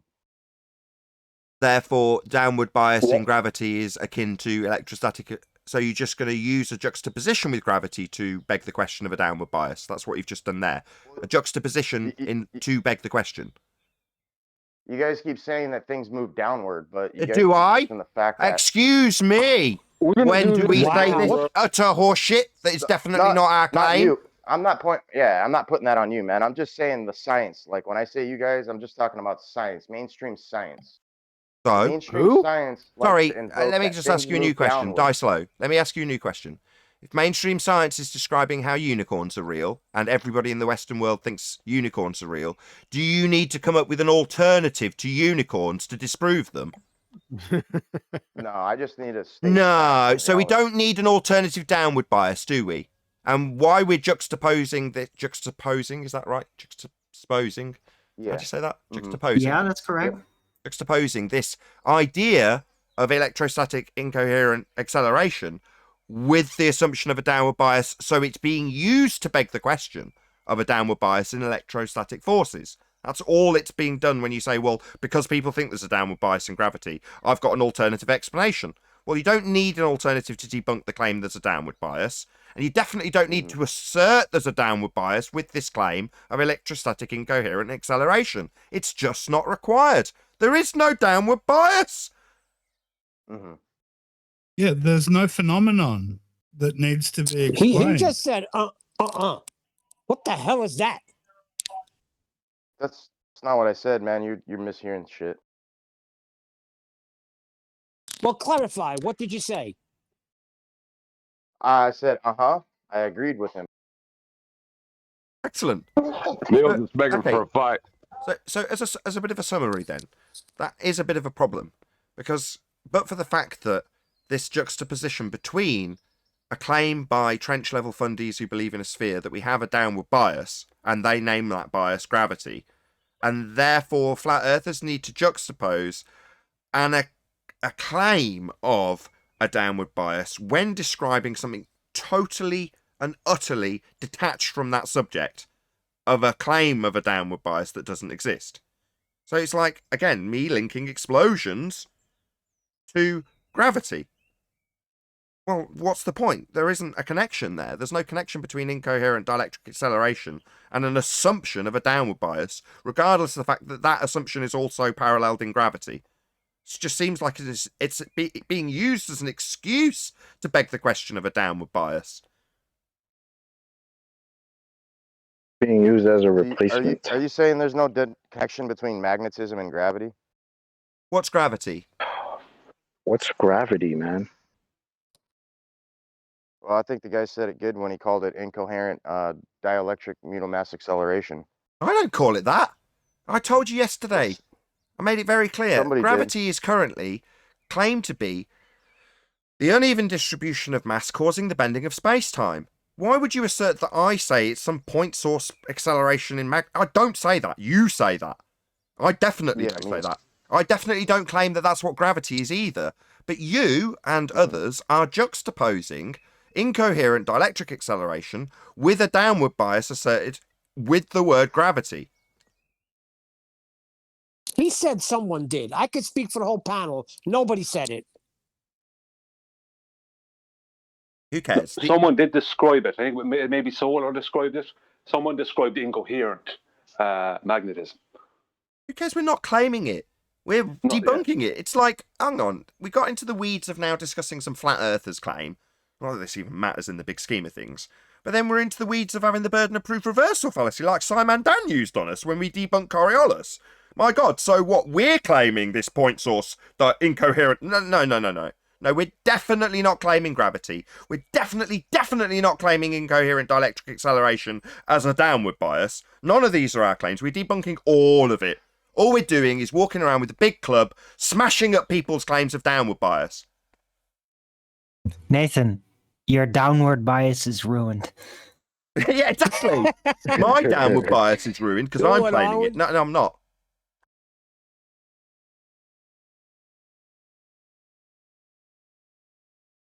So now it leaves the question, why are flat earthers utilising incoherent dielectric acceleration to beg the question of a downward vector, which is only useful to sphere earthers? Why is that happening? I'd like to know the answer. I think it's the need for common ground to move forward. And we've been saying there was no, or gravity did not exist. And therefore, at least if you guys can agree on a downward bias, you can maybe progress onto other topics. But like you say, it's not productive. And for what is it actually reasoned? I see.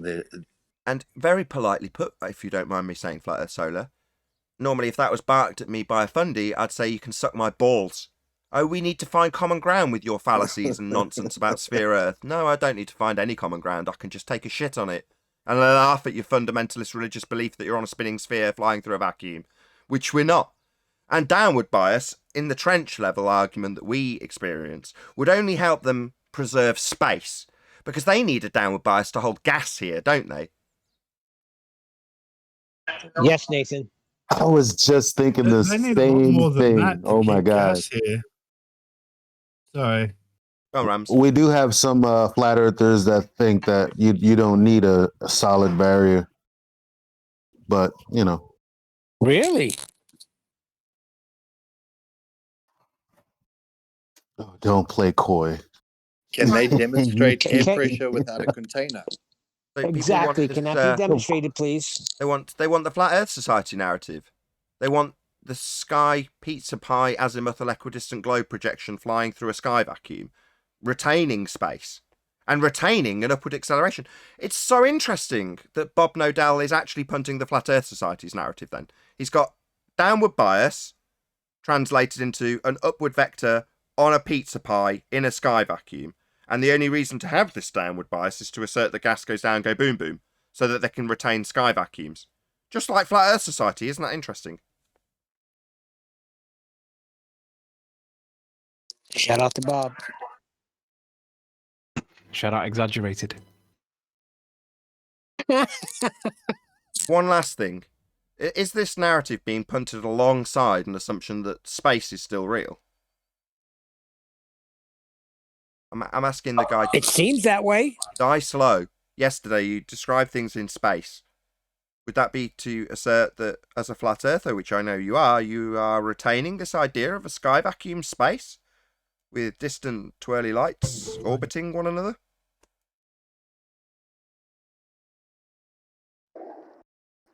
Am I being asked the question? Sorry, I had my mic off. Don't be shy. No, I wasn't. I missed half of it, but I caught what you were saying, the gist of it. No, I'm just talking about the stuff that I can see when I look up. I mean, I'm not invoking we can actually get there. I don't know much about space other than, what I've been told, obviously, so. Fair enough. No, respectfully, yesterday, part of your supporting argument was to invoke that these two twirly lights in the sky that were spinning as bipolar, described as a bipolar sister, whatever, spinning at 6.1 hour rotation of each other, was a description of how the gravity didn't work and how it was substituted with the dielectric magnetism. That was your evidence yesterday. Yeah, that's so what you I are was thinking assuming that the things up there are still big balls in the sky, massive, but you were assuming that it wasn't gravity pulling them together, it was dielectric magnetism. And where do we actually see this effect? Hold on, let me reply. Go ahead, Dicelo. I was just saying, I was using that as an example to kind of show you guys how things don't actually attract towards each other, rather towards this null pressure point, right? And when that happens, they're not actually traveling straight towards each other rather than spinning in this But do you see that your vortex-like example was set in Narnia? Yeah, basically. So what we're saying is that this narrative's being punted, and when we dig into what's it useful for, well, it's quite useful if you want to retain space, and it's quite useful if you want to say gas go down, go boom boom. Well, who's that useful to? Is it useful to us as flat earthers who assert that we're not in a sky vacuum, we're not spinning and the earth is flat? Or is it useful to somebody that says there is a sky vacuum and gas go down, go boom boom? Well, it's only useful to the people saying gas go down, go boom boom, and we've got a sky vacuum. So it doesn't really bode well for the people punting it. Yeah, I mean, I think there's a misconception in the fact that you guys are saying things are going down, and I'm claiming things are going down, rather than Oh my God. towards. Yeah, Well, so chocolate. things don't go down, man. They just move away from space, dude. They don't go down. Chocolate. Space. Whenever we stick and we know the usual suspects. Like sometimes they're tag team and duo, unlikely heroes, right? The team up. But whenever they're talking about the ether, and we're like, they say the word space, and we're like, what do you mean by space? And they always dance. I don't get. They do want space, man. I'm fucking convinced. Excuse my language. Well, I'm starting to be. I don't know anything about this argument. I'm getting this all secondhand from the people who come here. But, with a little bit of peppering of assertions from people like Sleeping Warrior, who'll add in their own conclusion and semi-punt it as though it was claimed that way by the person punting this nonsense. You've got pretty much the rhetoric coming out, right? And the rhetoric seems to point towards a benefit towards sphere Earth believers and not flat earthers. That's all I can glean from this. I just said I didn't put my own spin on it. Yeah, you did. You said that you inferred that Bob had said you put a Faraday cage round and it'll disrupt the equilibrium of a density gradient. And then when pushed, you made it clear that you'd made that conclusion yourself. But I only asked because it was inferred that Bob had said it. That's why I specifically asked. No. You've misunderstood. Bob claims that there is a positive charge or a positive force, but I don't know what his description of this force is, so I am a little bit ignorant. I don't really watch his stuff, but this positive thing that he describes, this flow of energy or whatever, is going to be electromagnetic in nature. Now, if it's electrostatic in nature, then maybe I've got it wrong in terms of the static nature of it. But the point is that he's claiming there is something there. Well, if it's electromagnetic, like I understood it to be, then the Faraday cage would black that out. But if it's electrostatic, then perhaps it wouldn't. But he'd still need to demonstrate it. Anyway, we'd still need to see this. So I didn't make it up. I'm based on what he said. Let me just ask Dicelo, what's the static bit mean?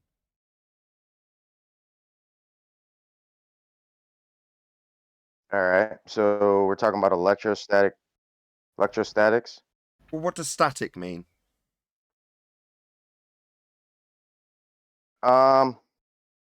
Essentially, it's built up a charge. That's what So static means. discharge. Stationary. It's an imbalance of charge. That's what it is. A build-up of an imbalance. Static is caused by an imbalance. That's why when you static, and that's rub not two what it things says. together, Says, it causes an imbalance. Okay, it's not what it says. Static, lacking in movement, action, or change. Mm-hmm. Similar, unchanged, fixed, stable, steady, unchanging, changeless. Mm-hmm. So it's, Nathan, when you talk about basically currents, discharging, it's normally flowing. Sorry, bud. When you talk about currents or some sort of a charge, it's generally moving, and a static charge is sort of held locally on the object until there's an opportunity to discharge. I think that's why they use static like that. When you see those Yes. sprites that you were talking about, Nathan, that's essentially static charge or discharge. Sorry, that's the visible phenomena. What you're seeing. And like on a TV set, right? Hold on. Or a radio Hold on. bandwidth. Yeah. So when you turn on a tube TV set and you see the dust clinging to the screen of that TV, that's got that. that's electrostatic cling right there, defying gravity. Yeah, but the static bit means No. I'm still unclear in terms of this description. Why are we describing it as static when we've got a bias in the description that's coming from various parties? I don't understand it. Can this be clarified?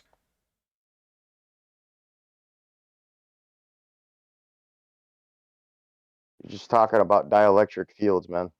Anytime you're talking about electrostatics, that's essentially what you're talking about is a dielectric field. Yeah. So if we're to assert that Earth has this dielectric field described as a static electrical field, correct?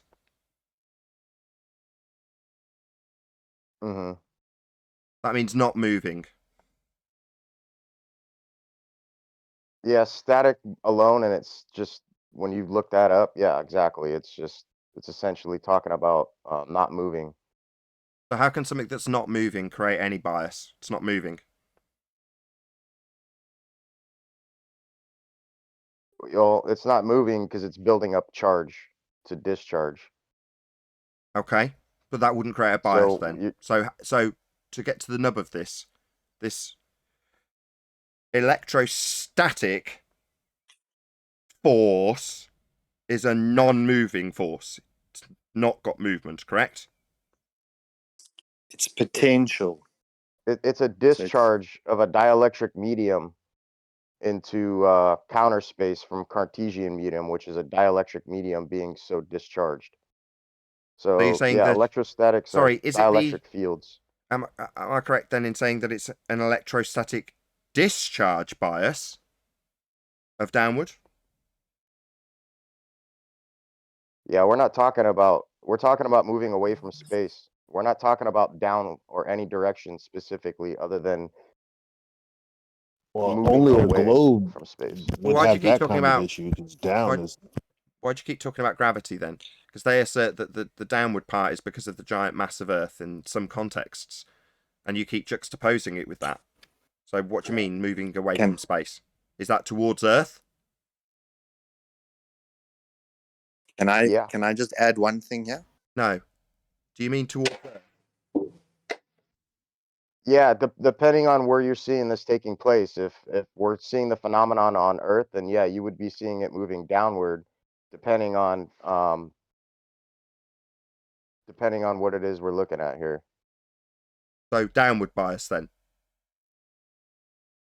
Potentially, but not always. That's So what I'm why do you trying to keep tell you. saying It's no not when I always say downward man. bias? You keep denying it, and now you're saying yes. I don't understand. You seem to be in cognitive dissonance about whether or not we're asserting things move towards the ground from our perspective or not. That's down when I talk about it because I'm describing it. So Yeah, we are describing a downward bias then when we talk about this electrostatic force that's non-moving.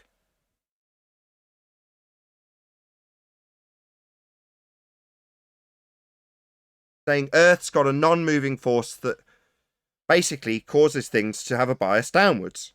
That's what's being described. You've just confirmed it and now you've gone silent again. I don't get it.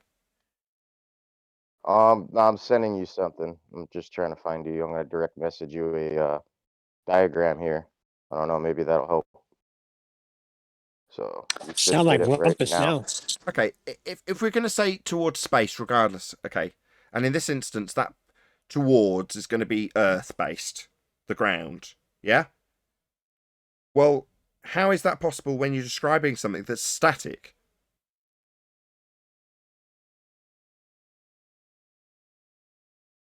Once it's discharged, it's no longer static. It's static in its That's a potential. discharge. Are we describing a discharge into the Earth by way of a static force, non-moving, and that discharge is the bias? Is that what's being asserted?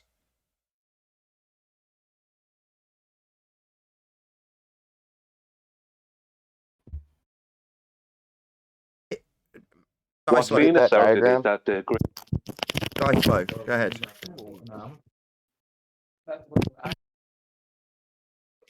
Oh, go ahead, me. Guy Slow. Yeah, what's up? If the bias is towards the ground in this instance, because away from space, or however you described it, is going to be towards the ground, then you're talking about a discharge bias towards the ground. Is that correct? Yeah, but I think it's close. It's whatever's the closest mass to it, right? So if that's the ground, then it's the ground. But depending on, like, in the reference of the TV tube set, when you turn on the TV and you see the dust clinging to the TV, I mean, obviously the next closest mass is the TV, right? It's not necessarily the ground, therefore it's not going downward, it's going sideways. But we're then back to this being a nonsense assertion that the bias is towards the ground then. Away from space being towards the ground? Well, no, not necessarily. So we don't have any bias then. So you're saying, well, away from space in this example is towards the ground. Well, no, it isn't necessarily. So we're back to it being a nonsense. It could be explosions that we're talking about, because this doesn't leave us with a bias towards the ground. Could be sideways, could be upwards. Well, that's not towards the ground then. With this static, not moving, that the ground's got.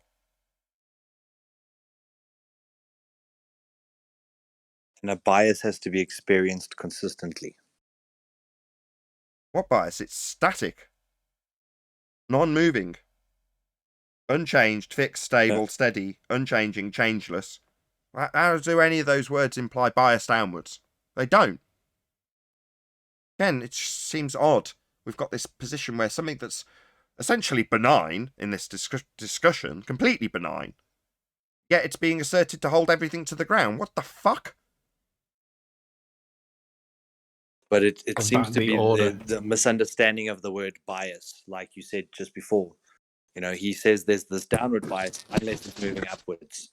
If it's moving upwards, there's no longer a bias, because a bias has to be consistently one-sided. I think they're watching too many Ken Wheeler videos. Oh, come on. Did you get that diagram, Nathan? Where has it been posted? If it's Yeah, I sent it to you directly. Through Discord? Yeah, through Discord. Yeah, I won't get that. If you stick it in the live stream chat, someone can stick it in Skype and I can pick it up that way. Alright, I'll do that. What is it? It's talking specifically about what we're talking about right now. So here it is in the live stream chat. I don't know if QE wants to send you that or not, But we're still yet to get this to connect to a downward bias, which is what it's being used to assert. Whether or not you shy away from it is irrelevant. It's being asserted, that's why we're discussing it in the first instance. Can I put a little summary? So if there's a television set next to it, it's no longer downward? Yeah. if you saw the diagram that I posted, it's implying that electricity moves towards either gravity or mass, like whichever's closest. Like if you've got a mass closest, it's going to move towards that. That's sprites going upwards then. Whereas It's in mass, magnetism What moves. define mass? Define gravity? Yeah, I was just gonna ask. Exactly. So Exactly what? Somebody clarify what's being clarified because I don't know. yeah, You he said, wants you said mass. he wants me to define mass. What's mass? So you ready And for that? gravity. Are you ready to hear what mass is? Yes. Your point was the difference between the, Oh, the yeah. relationship of mass and gravity. Oh yeah. Both of those need defining. Okay, go ahead, Dice So Low. mass is the volume attributed to atoms, and likewise their conglomerates due solely to magnetism. All magnetism is all magnetism is the creation and basis for all mass whose measure is time. Magnetism is the creation and torsion of and space. So mass is not magnetism. Citation, please. No, I said mass is the volume attributed to atoms.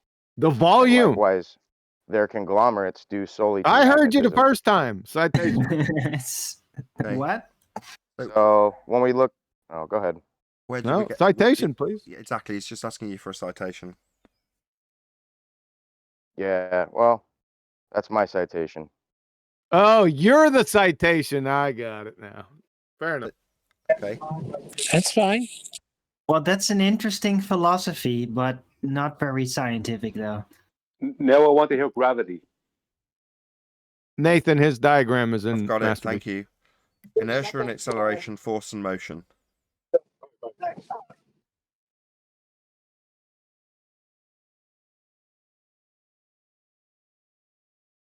What are the arrows? What's this? Do you want to tell me what this is then, Dice Low? Yeah, it's just Electricity pointing giving up. you reference towards how the flow of how things are moving. So electricity moves up and mass moves down. About steam. Does steam have mass?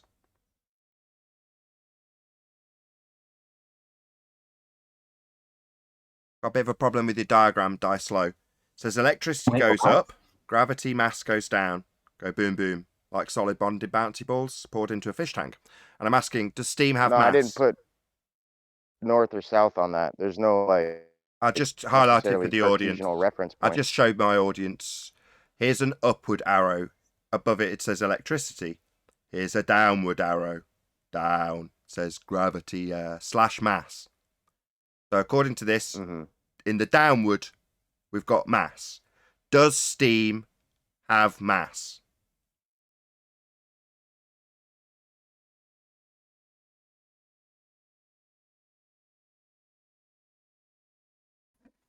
Yes. Oh, that seems to have completely pissed in the face of this complete shit that you've given me. Any comment? So you're talking about steam as a whole? In conclusion, oh, you do have a comment. Oh, go ahead. So are you talking about the atoms contributed to steam, or are you talking about like a volume of steam? Does steam go down, go boom boom? No, steam doesn't. According to your diagram, it does, because it's got mass, and that's pointing downwards, according to this diagram. I'll rephrase. This utter horseshit you presented as your claim for your citation that is yourself, that you made up, and is nonsense, because we've got mass going down, but steam's got mass and it goes up. Apparently only electricity does that in this shit. So what gives? Because there's a difference between gas and a solid medium. And? Yeah, gases aren't bonded to the point where there's solid mass that's going to be affected necessarily by gravity. Yeah, welcome to Oh, I see. So let me get it straight. Not affected by gravity.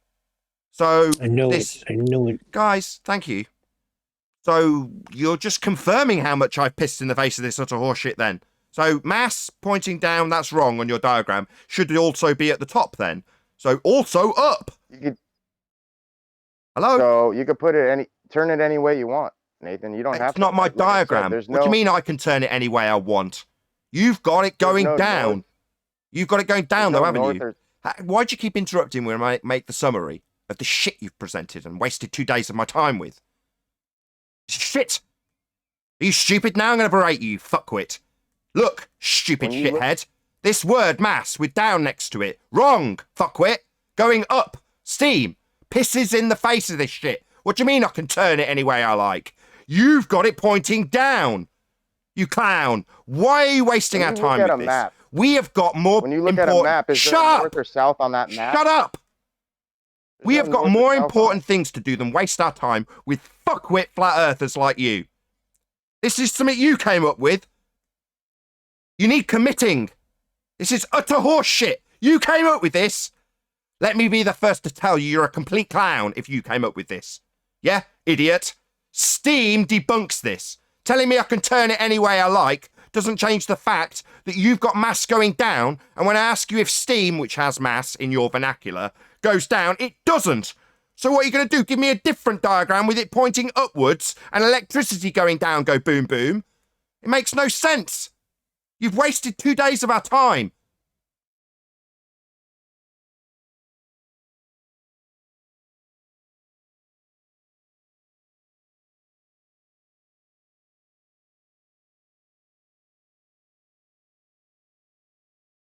Back to the drawing board.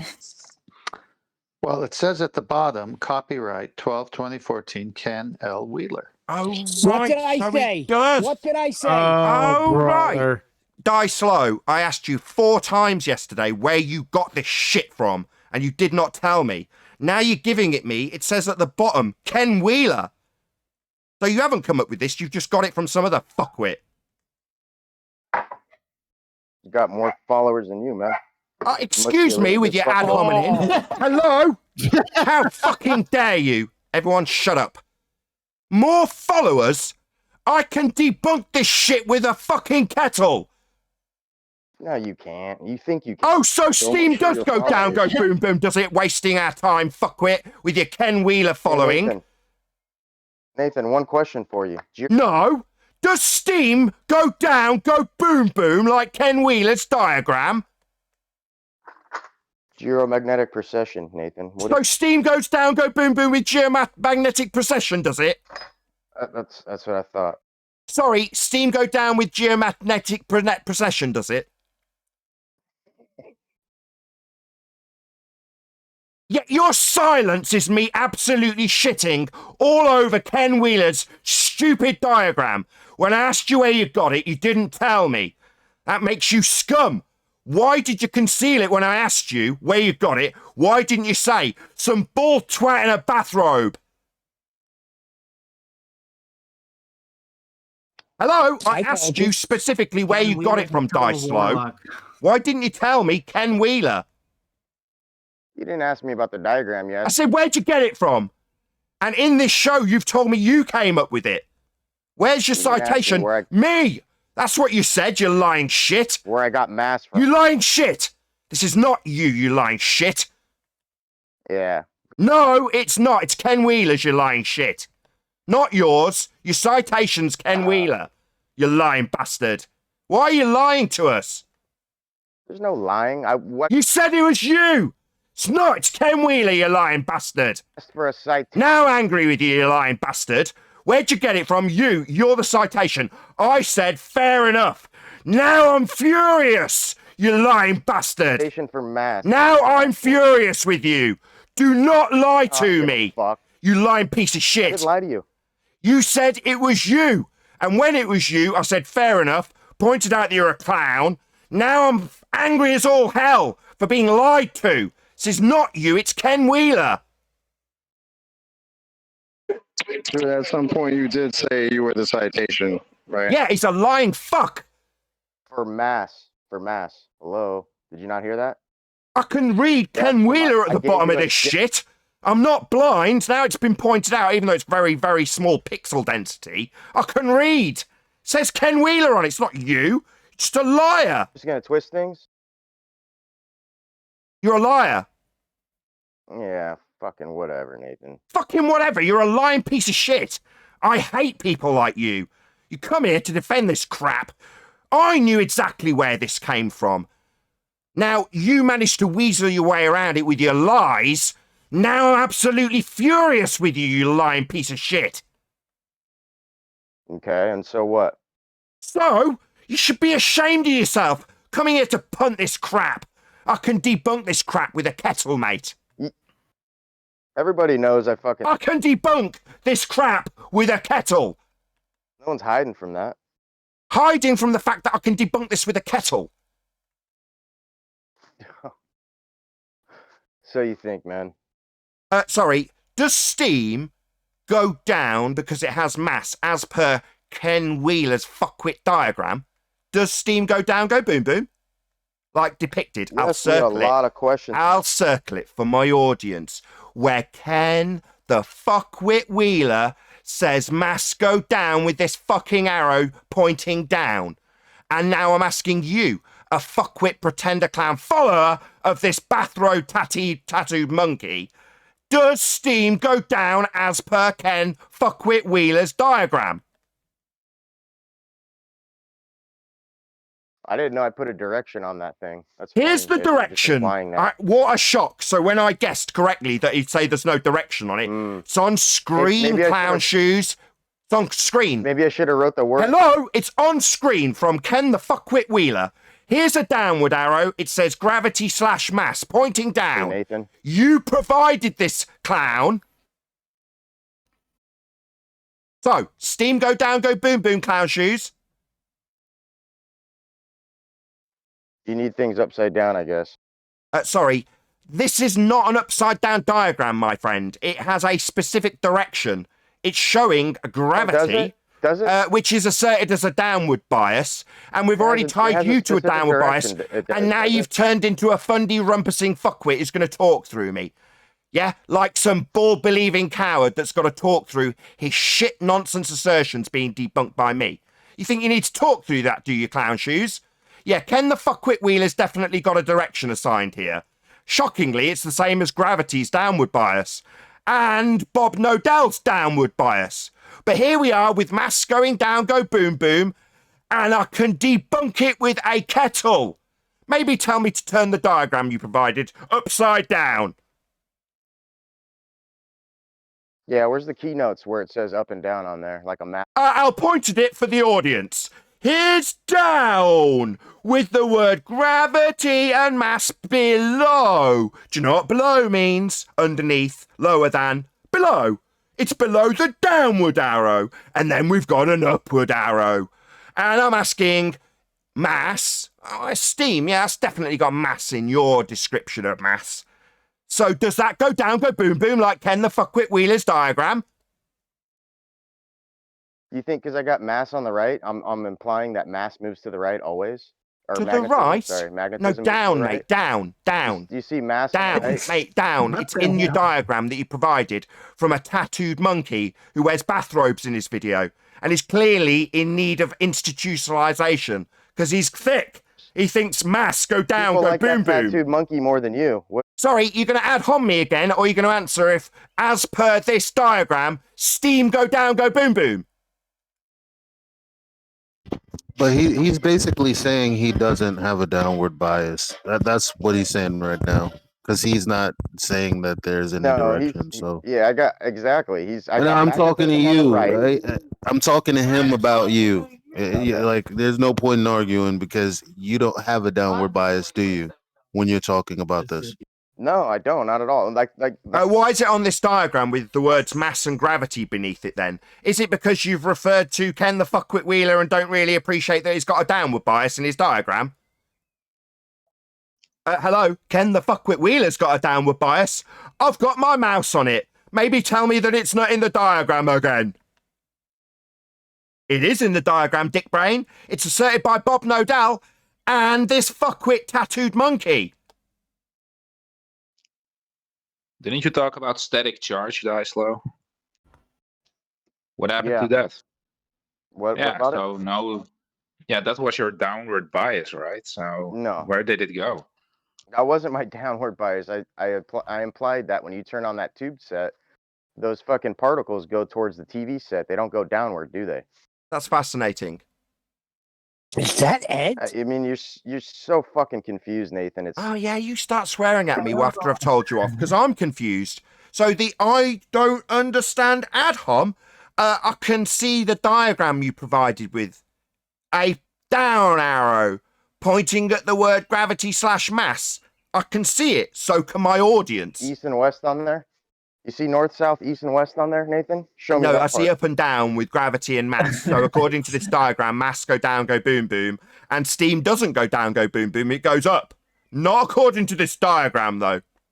Yeah, yeah. Yeah. According to this diagram, steam go down, go boom, boom. What kind of a clown would assert such nonsense with this diagram? It's asserted that the steam's going to go down because it's got mass. Maybe you'd like to tell Ken how wrong he is. Not down, Ken, right? Do you want to tell Ken how wrong he is? I don't think I'd love to see you debate Ken, dude. I'd love you to tell him how wrong he is, given that I'm pointing out that this shit on screen is boy. debunked with a fucking kettle. Maybe you'd like to tell him that no, Ken, no. Also up for mass. You want to correct him? So confused. Do you want to correct him, or maybe answer my question about which way steam goes?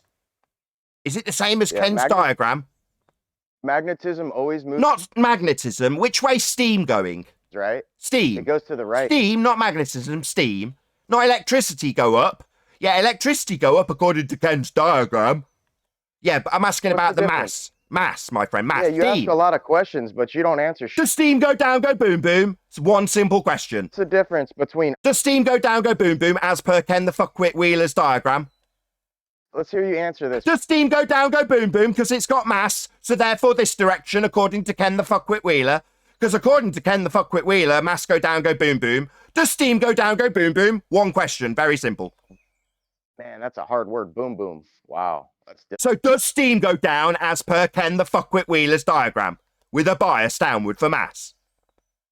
You're going to ask the same question? Oh, steam does go down, go boom, boom.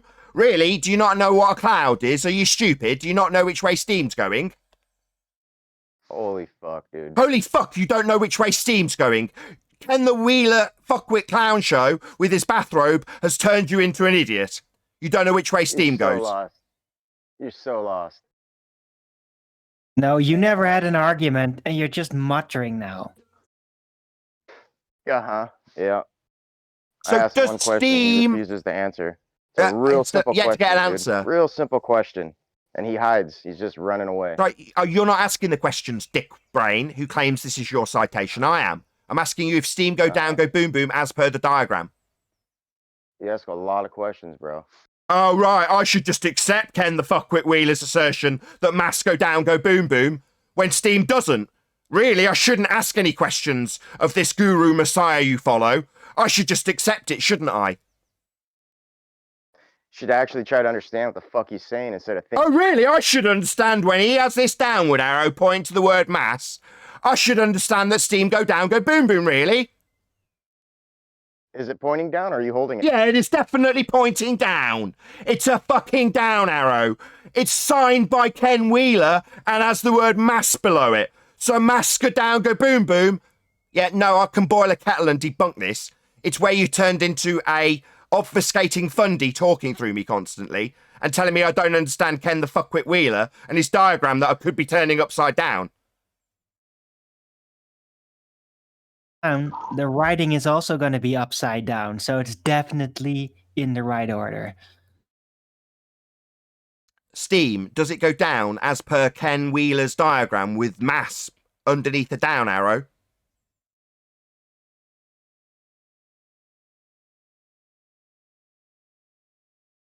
What's steam? What's the difference between water, steam, and ice, Nathan? No bonds. Temperature. Sorry, is this a time for a right? question for me? You seem to be obfuscating the question I've asked about 16 times. Does steam follow Ken the fuckwit Wheeler's example on screen where mass go down, go boom boom like solid, bonded bouncy balls? The air displaces it and forces the steam upwards because the steam is less dense. The gravity force acts on the air And because the air is denser, displaces the steam, which is then forced upwards by the gravity of the air going downwards. Yeah. Okay. Very I mean, easy. Okay. Gravity So force. so the air around the steam goes down, go boom boom. Correct. You clown. Buoyancy. You clown. You think that air is going down when it expands in all directions? They're being pulled by gravity downwards. Sorry, are you ignoring the rebuttal? You seem very scared of me instantly. Need to get your words in and then ignore every rebuttal, coward. Well, I just know you're going to mute me, so I have to get my sentences out because you're a moron. So, gas around the steam only going down with a downward bias, and therefore, you seem to be muting me immediately, Mr. Project your fear onto me. So not going to get my rebuttal, I'm going to get muted straight away, clearly. So projecting the fact that you're going to need to mute me straight away right onto me, eh, Rumpus? Go ahead. You don't need permission, you just need to forget about your projection of the fact you're going to mute my rebuttal. Yeah, you're terrified of me now, aren't you now, coward? Oh, no, get on with it. I'm asking you to... You don't need to give me permission to do jack. I can pummel your assertion that gas go down, go boom, boom, by pointing out that gas expands in all directions. All vectors, not down, go boom, boom, to force the steam upwards. But there is a net acceleration of things downwards, and so that means that things that are denser displace things that are less dense. So that means gas is going down, go boom, boom. So gas is all directions, ignoring my rebuttal like the coward he is, not addressing that it's not down, go boom, boom, but all directions. There's a difference between velocity and acceleration. Oh, no. We're not doing that again, you crayon munching idiot. Not a chance. Sorry. Go over to Jose JG Retard Show and fillet them with your, you don't know the difference between acceleration and velocity. Horseshit. So, die slow. Ken Wheeler has led you down a path that has left you in a position where his diagram you claimed is something that I needed to see to understand this concept, where I had to tie you indefinitely to the bias you did and didn't claim simultaneously with your cognitive dissonance, has a situation depicted where gas go down, go boom, boom. It's on screen still. So, does gas go down, go boom, boom? I already answered this question, dude. So Ken's wrong. Doesn't. So why do you keep going on with it? I told you Ken's no, wrong then. Your diagram's wrong. You're just looking at it wrong, bro. That's all. Oh, it's really my eyeball at fault. I'm just looking at it wrong. Should I stand on my fucking head? Yeah, you need to spin that thing. Yeah, I need to spin that thing. I need to stand on my fucking head, right? So that when something's not going down as per the diagram, it's then going up to counter the problem. That's normally what I do with diagrams when they don't make sense. I stand on my fucking head to make them make sense. Right, because normally you're reading the writing upside down too, bro. You know, the writing's supposed to be upside down. He took it. Right, number one, don't call me your fucking bro. You're a lying bastard piece of shit who's come here and lied for 2 days straight. And then when it's come down to the brass tacks of what you're claiming the same shit that you've been indoctrinated by a tattooed monkey wearing a bathrobe, asserting that gas go down, go boom, boom with its diagram. That's what's happened, you lying piece of shit. I'm not your bro. Yeah. Yeah, I'm not your fucking bro. I'm the man humiliating you and your guru. Gas does not go down, go boom, boom, as asserted in this shit diagram presented by a fuckwit in a bathrobe named of Ken Wheeler. That does not occur, clown show. Don't claim it's your citation. It's some other fuckwit, not you. Don't lie to us, and don't assert the mass go down with gravity. There's a bias downward when I can debunk it with a kettle. You think you're smarter than Charles? Yeah, I am smarter than this fuckwit. Oi, Ken Wheeler. My name is Nathan Oakley, and your diagram with a downward arrow pointing to an assertion of mass in that direction is wrong. I can debunk you, you bald-headed twat, with a kettle. Do you hear me, Ken Wheeler, you fuckwit? Nathan Oakley debunked you with a kettle. Do I think I can debunk him? No, I know implicitly. Gas does not go down, go boom, boom, as asserted by this bold moron, with his line and arrow pointing down with mass beneath it. That's not correct. not gravity. No bias down. Gas expands in all directions, all vectors. So no, I am debunking Ken the Fuckwit Wheeler. My name's Nathan Oakley. Feel free to trim it, send it to him, and make it absolutely explicitly clear that I have debunked him. His diagram is incorrect, and gas disproves his claim. Are we clear? Fuckwit number 2 that isn't your citation. Are we clear? Fuckwit, die hard, die slow, whatever you call yourself, you stupid screen name.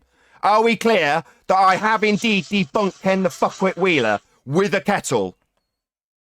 If that's what you wanted to assume, man.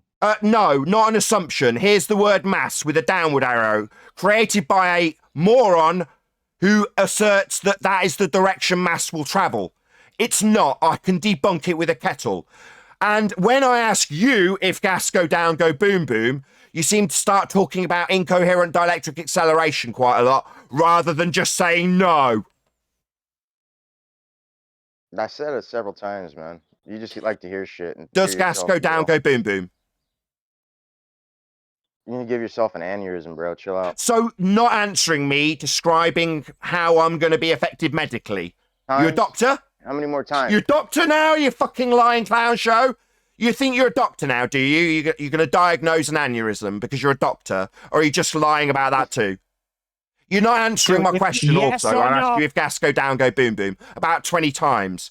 One correct answer would debunk your own guru, but you're not going to say nah, even though anybody watching can simply boil a kettle and disprove Ken Wheeler, Lancer, same as I have.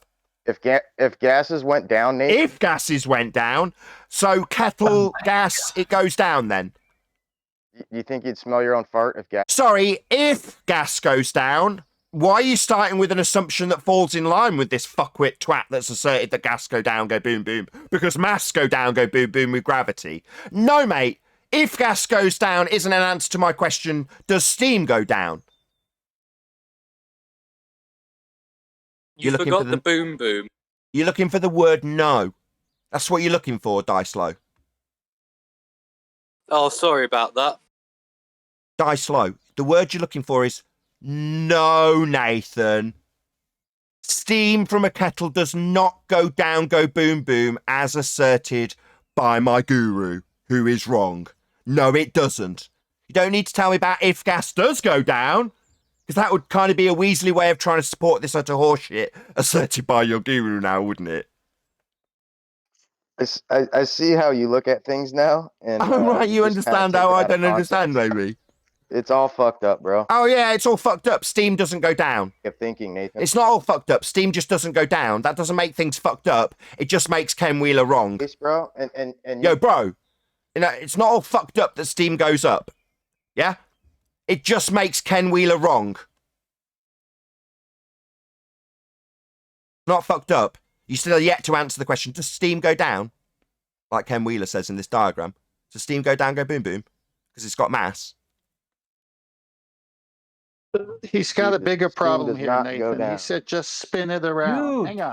Hang on. You got a bigger problem here. Pregnant said- pause. Still waiting on an answer in regards to the directionality of steam, which has mass. No is what I'm waiting for. Die slow. Could you please debunk meters, please? I'm not sure how they work exactly. Die slow. I've asked you about 22 times if gas goes down, as per the diagram by Ken Wheeler. What's the difference between steam and fog? Why are you asking me a question? It's a simple yes or no question. Oh, you seem to know everything. So All right. You don't seem to know which way steam goes. Seems Ken Wheeler's got the same problem. Do you want to tell me he's got more subs than me? Which way does steam go? Down, as per Ken Wheeler's diagram, or up towards the clouds? Which way? Why is this so difficult to answer, Dicelo? This is an embarrassment. I've answered you several times. You keep going on with the same bullshit. You haven't answered at all. I'm asking again. 22nd time. I'll ask indefinitely till you say no. I said, yeah. It goes in all directions. Oh, so not down? So Ken's wrong? I'm gonna flip it around. All directions. How about that? So not down then? As per Ken Wheeler's diagram then?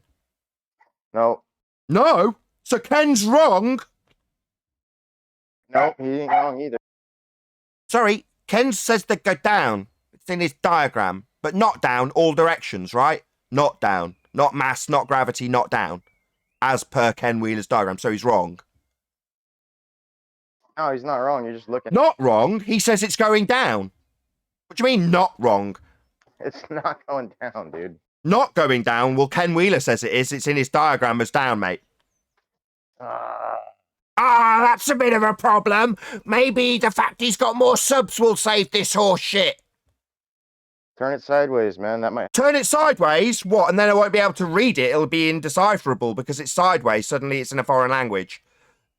Turn that jarhead of yours sideways. And... Oh, right. You're going to ad hom me because I'm shitting all over your guru and his nonsense of down when gas goes in all directions. No to the down bit in the diagram then. But you're going to start ad homming me. You calling me names too? What do you want? Yeah. Fuckwit. Who thinks stuff goes down. You presented this as proof of your 2-day-old argument that you lied about. Yeah. Ken Wheeler's assertion that mass go down, go boom, boom is wrong.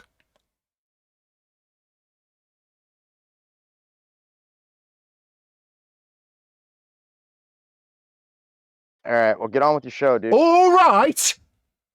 Get on with the show, you cheeky twat. Cheeky twat. All right. You think this horse shit punted by idiot followers of Ken Wheeler is all right? It's not all right. Hey, Ken. Hey, buddy. It's not all right. Why are you punting this total horse shit? Do you not know which way steam goes, Ken? Your followers, who are being humiliated and berated by me, think it's all right when you're proven wrong. It's not all right, Ken. Nathan Oakley's the name. First one to tell you I can debunk this shit on screen you presented to your moron followers with a kettle, mate. Do you want to trim that out and send it to your guru? Guys, so are you claiming that gas behavior is due to being directed by electrostatics? Is that your claim? Yeah, that I diagram. don't know what your claim That is. diagram No, wasn't. he doesn't even know where That diagram it wasn't is even. anymore. It wasn't showing direction in the sense of like.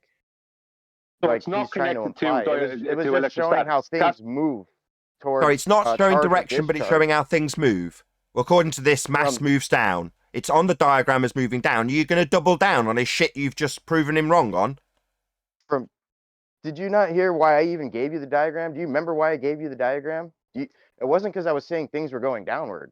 Ken is. It's on his diagram. Shit for brains.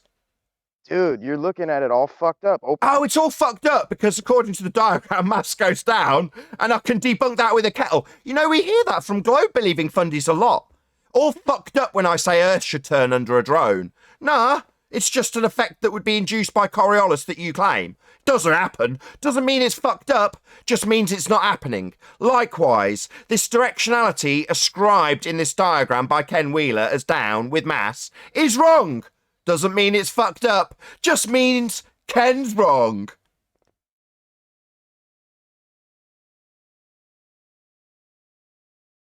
Is gas behavior being directed by electrostatic forces?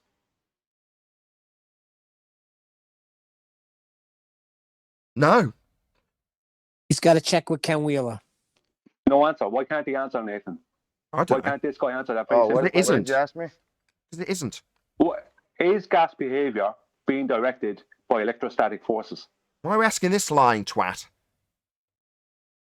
I'm done with him. I don't give a shit what he's got to say on anything. He's a lying piece of shit who claimed his own citation when he's actually just parroting off Ken Wheeler. Because that's what they're claiming, Nathan. I'd still like to get an answer to that, though, Nathan. It's a I yes don't or no think he question. knows. Hang on, please, Arwen. Dice flow. Is gas behavior being directed by electrostatic forces? Yes or no?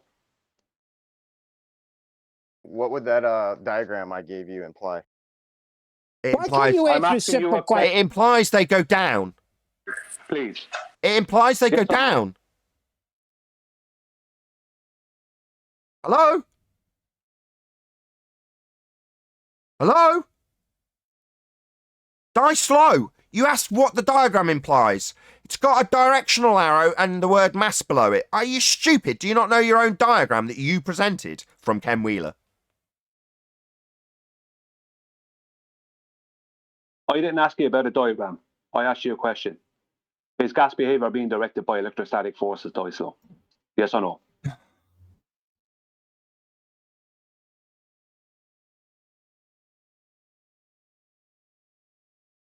You're fighting that argument here, Dyslow. So if you can't answer that, just say I don't know. Simplest way out of it. He's Googling it. Dude, even if he'd Google it, he wouldn't understand it when he was reading it. The guy's Hold on. completely lost. Hold on, it, he's man. flashing and I can't hear him. Go ahead, Die Slow.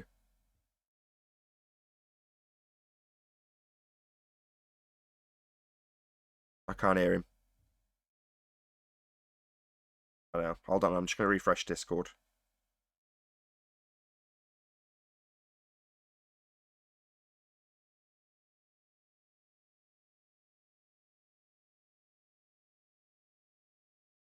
You guys want to see gases going downward? Steam. Does steam go down? No. Well, then Ken Wheeler's diagram's wrong. I've already pointed this out. All you did was tell me that it's fucked up. That gas goes down, go boom boom. Oh, no, it doesn't. It's just Ken Wheeler's diagram's wrong. Because in his diagram, it's asserted that it goes down. Mass go down. Gravity, down. It's pointing down. Yeah, gases go down because of gravity. Steam isn't going down, it goes up. It's going up to the clouds. That's not down. Helium goes up. Hydrogen goes up. How come Dyslow has not answered my question? It was a very, very simple question. He did answer How come he you. has not answered No, that question? I want to step in. Yeah, he did. Maybe you guys had Discord issues, but we heard him. He said yes. no. But I want to jump in something. I want to jump in somewhere. I want to know. Why does gas? Why does? Hold on a Yeah, let second. Righteous jump in. You didn't Hang want on, to talk hang on. about I it want to answer the yesterday. Okay, hold on. You Let's get didn't some wanna control. talk about it yesterday, now you Hello, want to hello, jump in. hello, Yeah, now he wants to hello, jump in. White Knight. hello. We'll get Righteous's question, but we didn't hear the answer. So Brian's been waiting for an answer. He asked several times. Can we get it repeated? Because we did. I had Discord issues. I lost all sound from Discord. I heard I'll him say repeat my yes. question again then.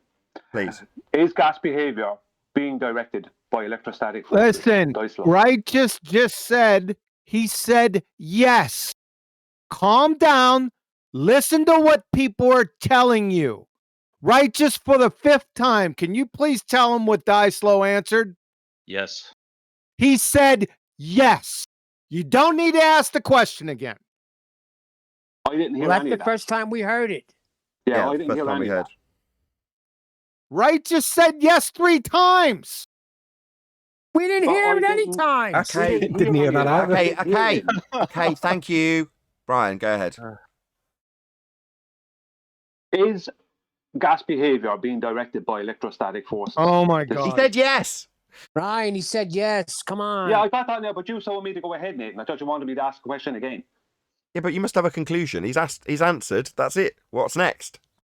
Yeah, yeah, but that's fine. But I didn't. Just when you said, Brian, go ahead, I thought you wanted me to ask the question again, and Dyslow was going to answer. You know, just live, that's all. We need to address Brenda on Black Swan. She's released we a don't. video recently that we No, we should don't. question. No, we don't. No, we don't. Wait, can I be heard? Do it yourself. Yes. Yes, Righteous, go ahead. All right. Why does steam go up? Temperature. Gas expands in all directions. No. Because water Sleeping vapor, Warrior knows the water answer. vapor is water vapor is significantly less dense than the medium of that we're in of nitrogen and oxygen. All right, just me and Sleeping Warrior. If you guys don't mind, I'm just kind of curious how this is gonna go. So it's because more dense things occupy the lower space, right? Forcing the less dense things up, correct? to answer your question directly, steam is water vapor. Water vapor is less dense than the medium that it comes in when it gets evaporated off the water. The direct answer to your question.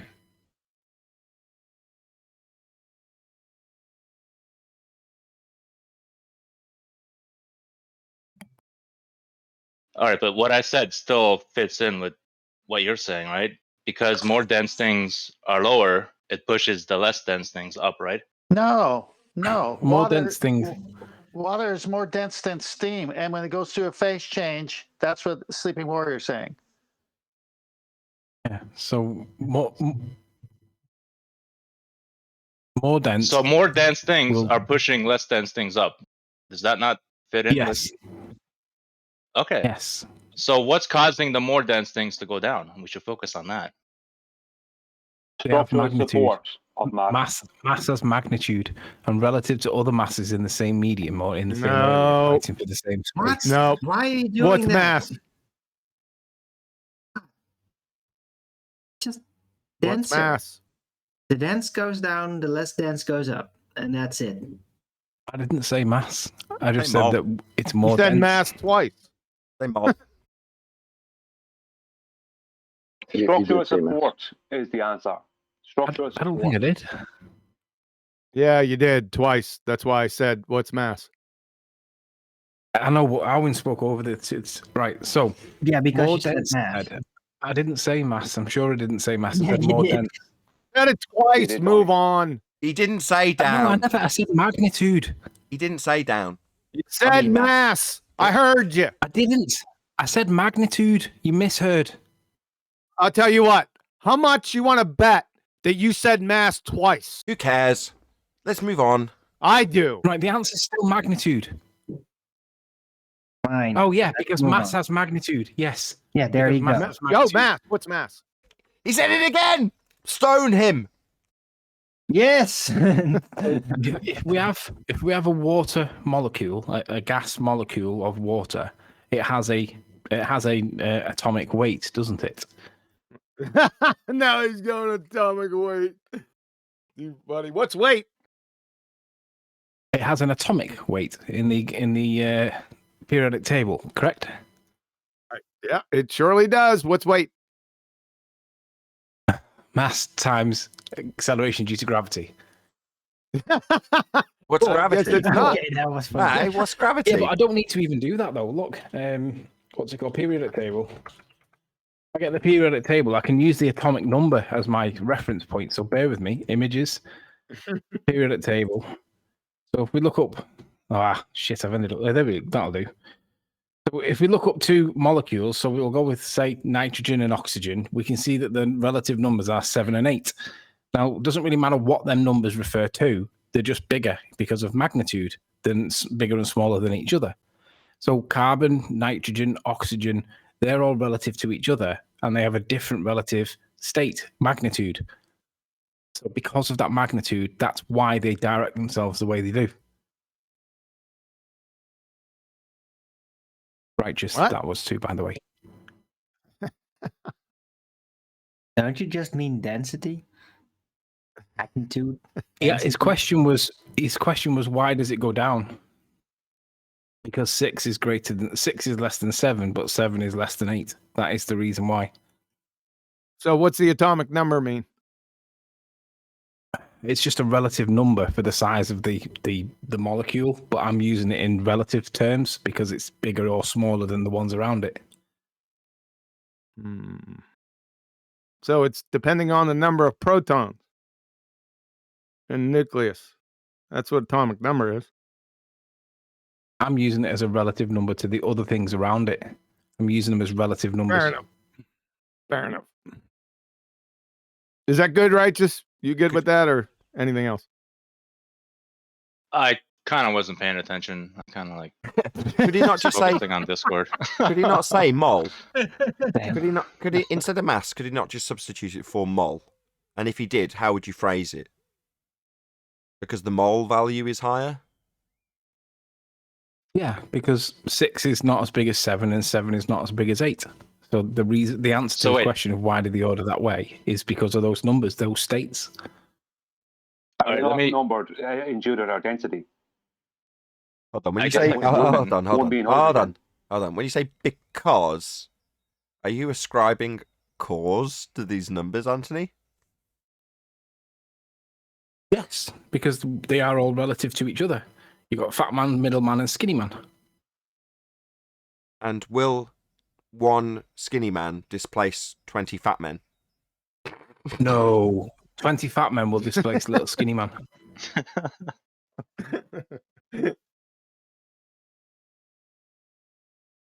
So one skinny Does that man would answer your rise question? up through 20 fat men then. All right, so Does that answer your question, Righteous? So what's And the- are you satisfied with the answer? well, let me see if I got this clear. So you're basically saying it's just because it's more dense. Yeah, relative to the other molecules that are fighting for the same area. One of them is bigger, one of them is smaller. But why? And Fat Man says that Right. So why are they fighting for a specific area and a specific vector? because they're always moving. But if they're always moving, they would disperse from that more dense area. No, right, it's a structural support of matter. No, they'll generally form a non-homogeneous, non-isotropic gradient because there's more than one of them. You guys know that you're trying to figure out the cause of entropy, right? He's just trying to give me the why the Just order. let me see if they This is realise. Bob's question. Let me see if they realise. Did you hear what I just said to you? Quick kudos then to QE, Dr. John D, and Adam Meakin. So, but for the fact that I sat in on a lengthy conversation from them, I couldn't have made that statement, and I'd be doing the same thing you are. Trying to figure out the cause of a second order effect of entropy. Why does this change occur? Well, what is the change? Well, it's an entropic change. So you're trying to figure out the cause of entropy. You're banging your heads against the wall. Does structural support not explain it? Which is very consistent with what's his name's explanation. Hold on, Anthony. Hold on. what's his- Brian's got Eric Ferland. Brian's got one. Brian's got this structural support thing going on. Feel free, Brian. Go ahead. Well, yeah, I mean, matter needs enough structural support. Okay. I mean, you drop your phone through, like, out of your hand and leave it fall through the air. The air doesn't have enough structural support, enough structural density. Whoa. So you're describing structural support and immediately disclaiming that there is none in air. That's interesting. That leaves us with a very... I said it, not enough, I said. Not enough. Oh, right. Yeah. So, okay. No worries. To support, but you didn't leave me finish. Hang on, you didn't leave me finish. My bad. Go ahead. I said if you drop your phone through air, the air doesn't have enough structural support, enough structural density to support the weight and density of the phone. And the same lack of structural support supports the helium balloon to go up, does it? Because of its lack thereof? But the helium balloon, the helium being concentrated inside the balloon, okay, is because it's concentrated, it's less dense than the more dense air outside of it. Now, the material that surrounds the helium is more dense than the air, but the air giving it a certain amount of support allows the balloon to rise. Oh, yeah. And how do you describe the level of support in unbonded air? Sorry, say that to me again. How do you qualify? Describe. How do you qualify structural support in unbonded gases? Well, it's this like the air is unbonded, but there's still a density to it. Yeah, and It how's has that a density. and how's that translate into, quote, structural support? Because it still has structure. It has structure anyway. Right, to beg the question there, Brian. That's epic. So this unbonded gas still has structure, does it? Like a snowflake has structure, yeah? Well, electrostatic clinging, man. That's why a helium balloon will go down if you put it into a vacuum chamber, but it will rise in air. There is structural support there. I'm toying with you. I'm asking you to describe structural support in unbonded gas. You're never going to do it, but the same applies to you as it does to both Righteous and Sleeping Warrior. You're trying to figure out the cause of entropy. Why does that change occur? Well, the change that you're describing with structural support falls on its ass when you have things going in the other direction. What, the lack of structural support supports the different gas on its way up? That makes no sense. Well, you're trying to qualify the unqualifiable, as far as I'm concerned, Brian. Sorry. Well, not really, no, because if you look at a helium balloon in air and a helium balloon in a vacuum, the reason the helium balloon goes down in the vacuum is because there is no structural support whatsoever for the helium that's within the balloon. So the helium balloon goes down because that is the most dense there. Whereas the air is more dense than the helium that's inside. So even though the material is more dense than the air, the concentrated amount of helium that's less dense is being displaced up the way because it can't support the air that's surrounding it. You understand what I mean? So when that balloon goes up, it's going up to where it will be able to support the air and gases around it because it can't support it at ground level. What does support mean? Okay, what does support mean? Support to like pressure to hold underneath, kind of, if you know what I mean. Like when you sit into a chair supports your weight. You know. Bear all or part of the weight. Hold up. That's what support means. So to bear the weight of the helium, is that what the gas is doing? Is it holding up? I didn't hear that. Is it bearing the weight? Is the gas around the helium bearing the weight? Supporting the helium? Yeah, but if you're thinking about weight as a downward bias and a downward thing, like weight, like anything that is matter has weight, but its structure and its bonding determines whether it goes down or up. So steam has weight? Yes. But it's bonding and its structure and the temperature that determines where it goes to. Well, weight is just disequilibrium. Really. Yeah, but we've been conditioned into thinking that weight is the downward thing. Sure. The word support is just inferring a type of structural rigidity that gas doesn't have. So it fails in terms of the other direction when you're describing it, supporting it. Now, if you say, well, if I qualify it by saying, well, your tinfoil boat on sulfur hexafluoride can temporarily support the boat because the structure is bigger than the gas particles.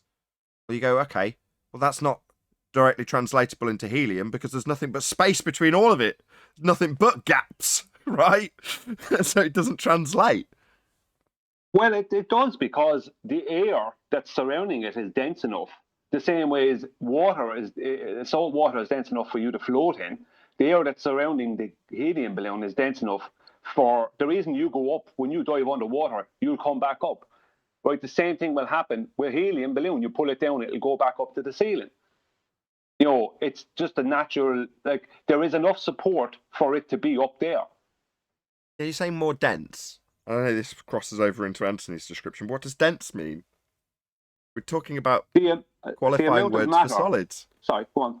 Sorry, well, you're talking about another qualifying word like structure that's qualifiable in a solid term and then falls on its arse when you describe how the gas behaves. Well, only if you the word structure is only if you think of it in them terms. I mean, everything has structure. Everything has a certain density. You know, like as Anthony showed with the periodic table, like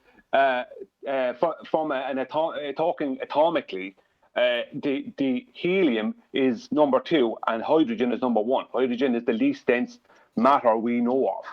Helium is the second least dense, and so it's qualified that way. Yeah, but what does dense mean? The amount of matter found within the confines of a volume. It's closely compacted in substance. Similar, thick, heavy, impenetrable. Yeah, the number of sardines in a tin. One second. Look at it like this, right? Hydrogen is described as 1 proton and 1 electron, if I remember correctly.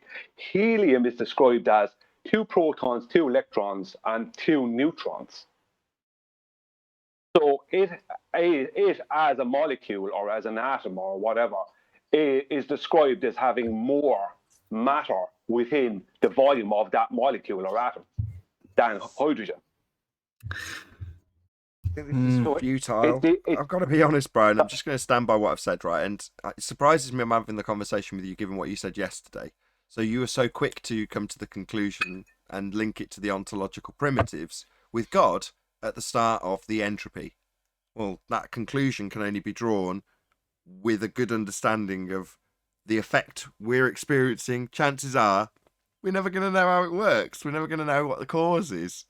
And if the start of the cause logically leads to God, when you put those two things together, you go, I'm just going to smile about this, rather than trying to use my rather pathetic language and concepts to describe the cause of this effect. I just think it's so futile. But I'm just describing the effect. I'm not trying to describe the cause. Right. Because I'm not saying what created the matter or the structural makeup of the matter. I'm only describing describing what it does. I'm not identifying the vantage point. Yeah, but we are, aren't we? Why does the Identifying helium where go up? the thing starts happening. We are, though. Why does the helium go up is to ask why it's being caused. That's what we're asking. We can bandy around saying, oh, well, not really. We're just trying to describe what happens better. Yeah, the balloon goes up. Okay, the helium goes up. The gas expands in all directions, and if you confine it, it's displacing what's around it. Well, that's a reasonable, concise description of what's happening. Don't need any more than that. I can describe what's happening perfectly adequately. Why is it happening, though? Well, because of the structural support of the air around it? No. Because of an incoherent dielectric accelerative force that's arbitrarily giving us a downward vector? Forcing the other things upwards, if you tag on Rumpus's explanation? No. The answer is magnitude. The helium balloon goes down in the vacuum chamber. Yeah, the helium balloon goes down in the vacuum chamber. It goes up in air and down in the vacuum chamber. And what does that's nice. No. What does helium do in a vacuum chamber, Brian? Yeah, helium will just fill the available volume. Oh, it goes up then. Helium balloon. So even in the so it goes up. Not down then. So in other words, for your structural support description, you need the balloon to go down when it's lacking support. I already. Just said it went down. Hang on. I say helium balloon, not helium on its own. Helium on its own. If you break that balloon in air or in a vacuum, it will just disperse and go in all directions. Yeah, and I gave a qualification, and I described sulfur hexafluoride in a boat by contrast, didn't I? With the boat sat on top of it, not going through the gaps in the air. But then when you've got just the helium, it expands in all directions. It fills the availability of volume. It does what gas does. It's not displacing anything. It's just reaching equilibrium within the container. Yeah, I didn't claim helium on its own. I'm talking about helium balloon. I'm talking about what we see with a helium balloon. Yeah, and what I'm saying is to make your analogy, you've got to do that. Because you've got to insert something that's got a property that fits your descriptions, which are all physical by nature when you describe structure, density. And it's true for Anthony as much as it is for you. Now, like I say, when it comes to you personally, I'm sure Anthony knows this argument as well, but only yesterday you were like, well, the origin, where did it all begin? God. Ontological primitive. That's true. Right, well, that's the start of the entropic effect, right? So, how the effect actually is caused, I just think this is, I'm not going to say it again, but I do think it's futile. Okay, I understand. It might seem like I'm contradicting myself, but I'm not. I'm not contradicting that. I'm not stating what created the structure of everything or the matter. I'm only describing the effect, a way of describing the effect. That's all. Because matter does require some support in some way, even gases. And yet helium can fly through all the gaps in air without any support required at all. Strange that. Well, no, yeah, but the helium in a concentrated form in a balloon will displace will be displaced by denser air surrounding the balloon, denser gases surrounding the balloon. Okay, steam. Yeah. Yeah, steam will just disperse. It'll go up and it'll cool down and phase change. Yeah, but it's going up then. So, Yes. But it's less. Its density is less. It's losing it, when steam is very hot water vapor. It's less dense than the surrounding air, and because of the heat, it's lessening in density as it leaves the cat. Okay, well, this is exhausting for me because I'm fighting a corner that I've got a limited knowledge on, and yet QE and Adam are probably sitting there sniggering at me now. So why are they so quiet? Nathan. Yes. You and your downward bias are ruined. Adam and Quantum Eraser. If Dr. John D was here, I'd put the onus on him now because you're here. Well, if they don't show up, can you put up that Ken Wheeler slide so I could get out what I wanted to say? I was also in the queue. Yeah. Yeah, it's up. Okay, so when I was listening to Die Slow, he was saying, "No, Nathan, you got it wrong. You got to spin this around. You got to spin this around. It's not an up and down arrow. It's not. It's northwest, southeast direction. You know." And I'm saying, wait a minute. You've got the word gravity / mass. Last I heard, gravity and mass, center of the Earth. Mass attracts mass, gravity, this force going downwards. So now he's got it going sideways, going westward. So it doesn't even make sense, even if this is a flat surface slide that you can spin around. Because when you put the word gravity and mass together, that doesn't match the heliocentric model of mass and gravity. So this is so screwed up as a slide, it doesn't make any sense. It has to point down. And if he says it doesn't, then he's got a bigger problem. Now gravity is going up or sideways.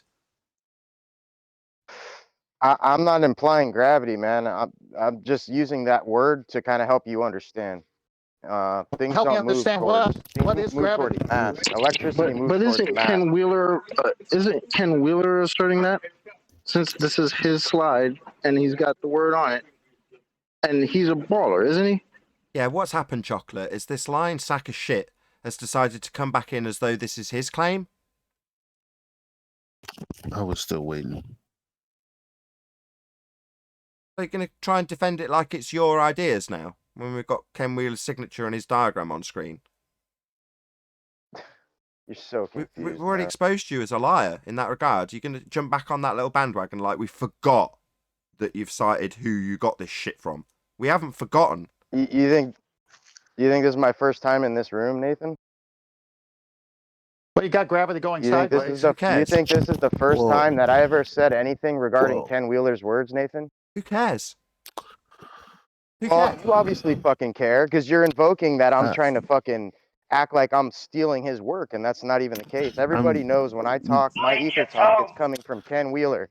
So why the fuck are you sitting here trying to act like I'm stealing Ken Wheeler's words? I asked you where you got it from. Why did you stall, Nathan? I asked you where you got it bro. from, and you told me. You're fucking numb, bro. I asked You're you where you got numb. it from, You fucking and you're just no, going to you're constantly you're ad hom me. Are you a bit misinterpreting my- triggered? Is it not fun when I pull apart your guru that you claimed was your own citation and it was all your own information? Mass. You lied. I talked about mass. You I lied. talked about mass. You're fucking putting words in my Sorry, you just get triggered more and more as I point out what a liar you are. You're a dumb fuck, Nathan. Right, go on, keep ad homming me, you liar. Yeah. Keep calling me a liar, bro. You lied. I asked you where you got this information from, and you made it emphatically clear to me and the panel and a live audience that it was all your own information. Upon finding it out and clarifying it and confirming it more than once, my reaction was, fair enough, this is your own. Bullshit. Yeah, I call bullshit, Nathan. You're a fucking liar if that's what you want So to. you're going to project your lies onto me now? No, we know where you got it from now. You got this shit from Ken Wheeler. You just touting somebody else's shit, and you didn't really understand it in the first instance. I'm sure if you were Ken Wheeler, you would have understood your own shit that you were peddling. You didn't seem to understand it. That's why I asked you where you got it from. You didn't say Ken Wheeler. You made it clear that it was you. It wasn't. You're a liar. Yeah. Yeah, you're a liar. Now you're stepping in like you can debate it as though this is your own stuff and we need to make head and a tail of your diagram by spinning it around. It's not signed by you. It's not your diagram. It's the person you got it from, though, that you didn't disclaim when asked. Because you're a liar. You claimed it was you. You liar. You're a schmuck. Sorry, don't ad hom me, you piece of shit. When I point out that you are a disgraced liar, don't start ad homing me. Fact, you're a liar. When asked whose this was, you said yours, not yours, Ken Wheeler's. Liar. Can't hear you.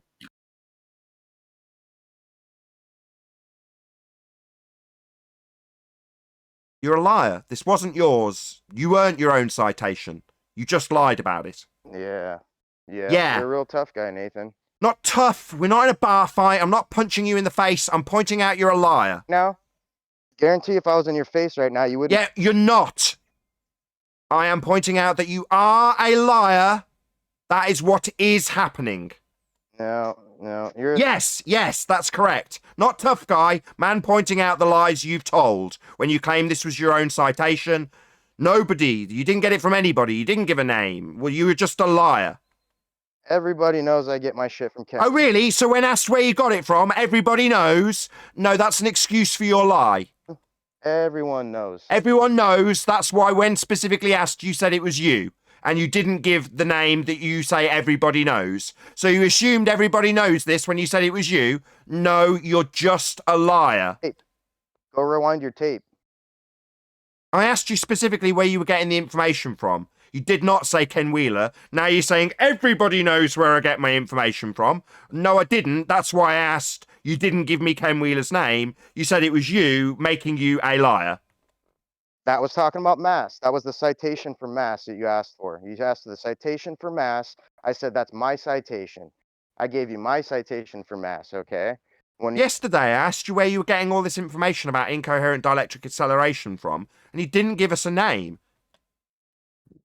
You got short-term memory loss, bro? No, not at all. I've been doing this for about 4 years, and a key detail that I have to focus on is what people say and how they say it. I also carefully phrase my questions, like, where did you get this information from? And then repeated as, who did you get this information from? And you told me, you. You lied. Now you're telling me, everybody knows I get all my information from Ken Wheeler. I didn't know. And you're saying, well, I've been here loads of times, therefore you already know I get it from Ken Wheeler, is a way of disguising your lie and deceit. It's got his name on the fucking... Swear at me again, you fucking liar. Yeah, you're a liar. That's all you are, a liar. You know, it'd be cool to show your viewers you meeting me face-to-face in person. Is that what this has to descend to when you get proven to be a liar? A fist fight? It's not me, the tough guy. It's you. A little scared little boy in fight or flight. So you think you got to put your fists up. Yesterday you thought you had to run away. Well, I'll just duck out of this conversation. It's called fight or flight. It's a basic, primeval reaction to this sort of circumstance. You're demonstrated to be a liar, so you think you got to put your fists up. He muted Discord, Slow. Come on. Shut up, Ed. Yeah, fight or flight. You're just a liar. That's all that's happened. I've proven you're a liar. Tell me to my face, Nathan. Telling you on the internet doesn't make any difference. You're still a liar. Honey, I'll fly out there on my... What, and punch me when I say you're a liar, when it's clear and obvious to everyone that when asked where you got this information from, you're now telling us that everybody knows you get it from Ken Wheeler. Even though yesterday you were specifically asked where you get it from, and you told us you... Liar. Put your money where your... Liar. That's what you are, a liar. Yeah, me, I'm not scared of this. I'm not scared of you. I'm not scared of anything. Yeah? Your threats of bar brawls are pathetic. Real tough. Not tough. Proving you a liar. I'm not demonstrating my manhood to you. I'm demonstrating you a liar. You tell me to my face, bro. What do you mean, I'll tell you to spend my your money. face? I'll fly out to Where are you? You're somewhere in the States. You want me to fly over and tell you you're a liar? I don't need to. I've got an audience. You're here. You can hear me. A real man you are, bro. Yeah, what, you going to question my manhood when I prove you're a liar? You get it from Ken Wheeler. Everyone knows you get it from Ken Wheeler. So why the hell did you tell me it was you, you liar? Tell me to my face, dude. I'm telling you to your face. You can hear me. I'm telling you to your ears. Do you need me to look you in the eye and call you a liar? So you can punch me in outrage that I've proven you're a liar? That's how you'd react. You'd want to punch me. Pathetic. You're not a real man. Sorry, you're going to question my manhood again, you liar. Yeah, real men don't lie. They don't claim credit for things that aren't theirs and later disclaim that everybody knows I only parrot Ken Wheeler. Everyone knows. Everyone who's asking you where you get it from, you liar. I promise I won't punch you, but I don't promise. See, it's not about being punched. Yeah? This fight bravado is pathetic. Beat out from underneath. Pathetic. Someone shut him up. Is that all this is going to descend into? You threatening to punch me? You pathetic twat. Liars don't like being proven to be liars. And when you do, they're more than willing to beat you up for pointing out to the world that they're a liar. So that's what this has to descend to. I've proven you're a scumbag liar, so you want to beat me up now. More viewers than you. Like, who cares about your corny shit, bro? Oh my god. Pathetic. Just like a Why Glober. you bringing up people's views and wanting to punch people in the face? Like, your argument can't stand on its own? I don't understand. Well, meanwhile, we got gravity going sideways now. Yeah, just turn the picture around wherever you want, whatever direction you want the picture to look. Are you kidding me, bro, with this crap? This is a representative of Ken Wheeler. Everyone knows that Ken Wheeler followers get proven wrong by flat earthers and then threaten to beat them up. That's what Ken Wheeler fans do. This guy's a Ken Wheeler fan. Great representation of your education you're giving there, people. Right, Ken? Excellent. Your followers have it pointed out that your diagram's stupid with mass go down, go boom, boom, and then they want to meet them and beat them up. Rather than just concede that you're stupid, Ken. Yeah, that's how much your followers are devout. I bet you're really proud. Your followers would literally beat up someone that demonstrates you're wrong. Man, it must be so prideful to be Ken Wheeler. And the natural behavior of gas is due to being dictated by electrostatics. Because did he not say yes? He did. Wow, what a claim. How would you back that one up, Dice Low? I asked for him to be shut up. I was sick of him getting more and more aggressive with me, telling me that I need to be meeting him to look him in the eye to point out he's a liar. I don't need to look you in the eye to point you out a liar. I just need to ask you where you get this crap information from, and you tell me you've just come up with it yourself, only to later disclaim that everyone knows Ken Wheeler is your monkey. Yeah? Well, that wasn't what you said when I asked you where you got it from, so I've told him to shut up. It beat dielectric acceleration into you.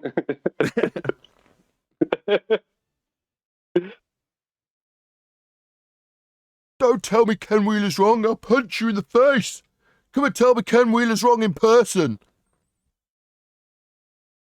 How come it took 2 days of him being on the show to get even any sort of a claim out of him? How come he couldn't come in and just make his claim from the start? There was no claim. I don't get this. Why did it take 2 days to get any sort of a claim out of him? Because Ken Wheeler talks utter shit. That's why. He doesn't make any concise, consistent descriptions of things. He juxtaposes gravity with incoherent dielectric acceleration and a downward bias. What an utter load of nonsense. No wonder his fans can't follow what he's saying and repeat it verbatim. They don't understand what he's talking about because he probably doesn't either. What's he babbling about? He's got gas going down, go boom, boom in his examples. No wonder his followers can't repeat it. Meanwhile, the guy still thinks he lives on a ball with a geometric horizon.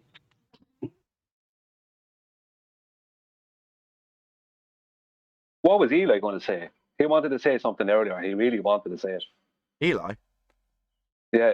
My bad, Yeah, Eli. he was trying to talk earlier. He was trying hard.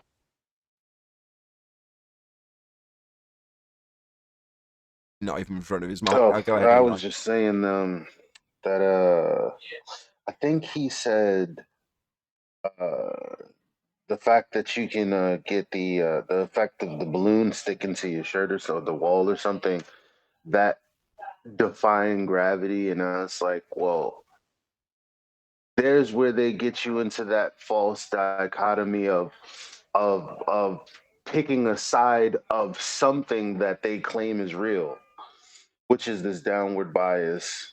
Some say it's gravity, others, I guess, say it's what these guys. Yeah, exactly. Let's automatically assume the horizon is physical and argue about whether or not it's bent. Let's automatically assume we've got a downward bias, but argue about whether it's gravity as a pseudo-Riemannian space-time being bent, or incoherent dielectric acceleration. But we've definitely got a downward bias, right, ladies and gentlemen? No. The horizon's not physical. Who gives a shit whether it's bending or not? We don't have a downward bias, so let's not worry about attributing cause or ascribing cause to incoherent dielectric acceleration or gravity when we don't have a bias.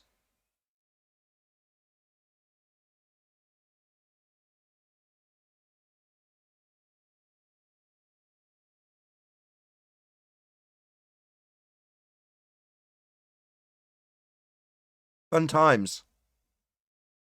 Fundies from our own side. Who'd have thunk it? Not sure what's more pathetic. He's got more viewers than you, or if I was there, I'd put you in the face. Well, that's all behavior. You're battling yourself out corner. You could be. I don't even know. I don't get it. Yes, Neil. Fuck outta Baller here. behaviour. Absolutely fundamentalist behaviour. Well, if I'm being proven wrong, I'm going to be asked the same question 17 times when I'm going to tell you the same answer, which is I've already answered you when I haven't. Then I'm going to get really angry. Yeah. Like telling people you ripped their lungs out. You mean like that? Out of frustration. Yeah, that's something you get driven to. That's actually the first time I've ever heard anybody reduce it to that kind of aggression level. Never heard that before. Oh, I have. Yeah, somebody tried it before once. But same circumstances, had no argument at the end, so. Look at these guys with the dielectric acceleration. I think they're balling. At the end, they revert to violence. Human condition, Neil, not baller condition. Actually, Bob said something about smashing my teeth down the back of my throat or something along them lines recently. I was like, oh, really? Painful. Losing a fundamentalist viewpoint and having it demonstrated wrong. That's painful. See it all the time in ballers. Doesn't mean that the people doing it on our own side in this example are ballers. This guy's not a baller. But he definitely thinks there's an incoherent dielectric accelerative force that's comparable to gravity and a downward bias that would be towards Earth. There isn't.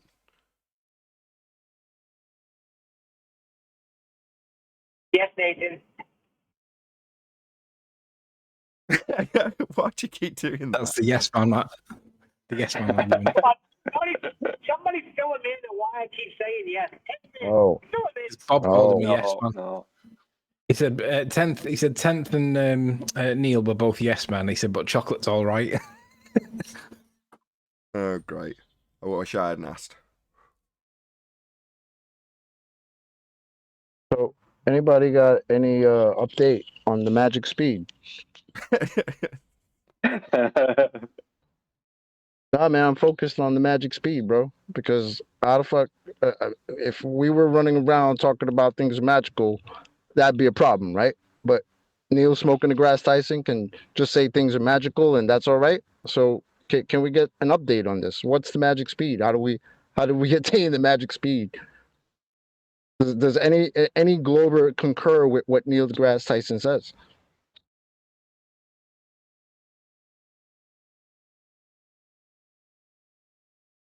Ed? Don't worry, we'll where wait. is he basing it Go on? show. Anybody? Magic speed? What exact exemplary experience is that idea based on? Who did that? If we have craters, 90 Helium degrees... rocks. Go ahead, Ed. Go ahead. Yeah, I said helium rocks. Oh, you're being facetious. You're not getting anyone back in this shit chocolate. I'm sorry. Neil deGrasse Tyson's alone on this one. Oh man, why did the poor guy's still under the bus, man? All the Globers threw him under the bus. It's so sad. I was trying to help him out, man. Give him some backup. See, I'm just gonna go with 88. Sorry, I'm just gonna go with it. Gonna go 88 miles an hour. That's the magic speed. Well, Yes. why not? I'm going to go Why with that not? too. Exactly. That is the magic Only speed. if you have a functioning flux capacitor. No, they're just rocks hitting the moon, Arwin. Don't descend this into farce. Don't be silly. Oh, I'm sorry. Well, how else would you get those craters on the moon? Chocolate? You just send it. I mean, that's what the man said. You just send an asteroid fast enough, and it turns out there's a magic speed that if you send it at that magic speed, it'll hit and create a crater that's a perfect circle no matter what angle it comes in. Science, baby. Oh, hold on. Did you not hear that, Arwin? This is science. You heard the man. Baby. All right, baby. I concede. Thank you, Arwin. Thank you. Very gracious of you. No takers on the magic speed. Neil getting his exhaust quote. Too soon. Did they give you the invoice for your exhaust, Neil? I'm telling you, Nathan, you need to, like, the way it sounds as you're rounding out, it's the perfect, you need to incorporate that. No! It's amazing. I love it. What? No. Just one more hour. Because when you're rounding out, and you're, I guess we're muted, he goes, no, and it's so at a perfect volume and so perfectly placed. It just sounds like part of the end of the show now for on this side. Fair enough. I've only got a vague idea. When I say no to people and I elongate the O, is that what you're talking about? Yeah. No, not you. It's the Darth Vader moment. It's He's the talking about Neil. Nathan never hears this because then he's rounding out. Yeah, Neil, let's do it right now. All right. And with that, I see. So if I pretend to do the outro. Yeah. And with that, I'm going to say a huge, massive, enormous thank you to both Discord and G+ panels for making today's after show possible. Of course, a massive thank you to all of you in either Nathan Oakley 1980 or Nathan Oakley Premiering streams for hopefully smashing the super chat, liking, commenting, sharing, subscribing, and all that good stuff. Also, below this video, there is a link to get £50 for swapping your UK electricity supplier to Octopus Energy. I've been Nathan Oakley, and I'll see you all in the next video.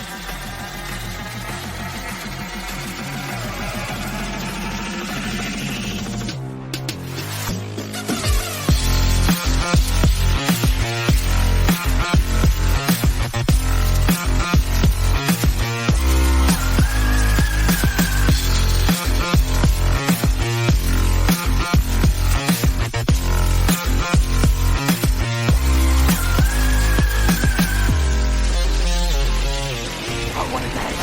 What a lovely day!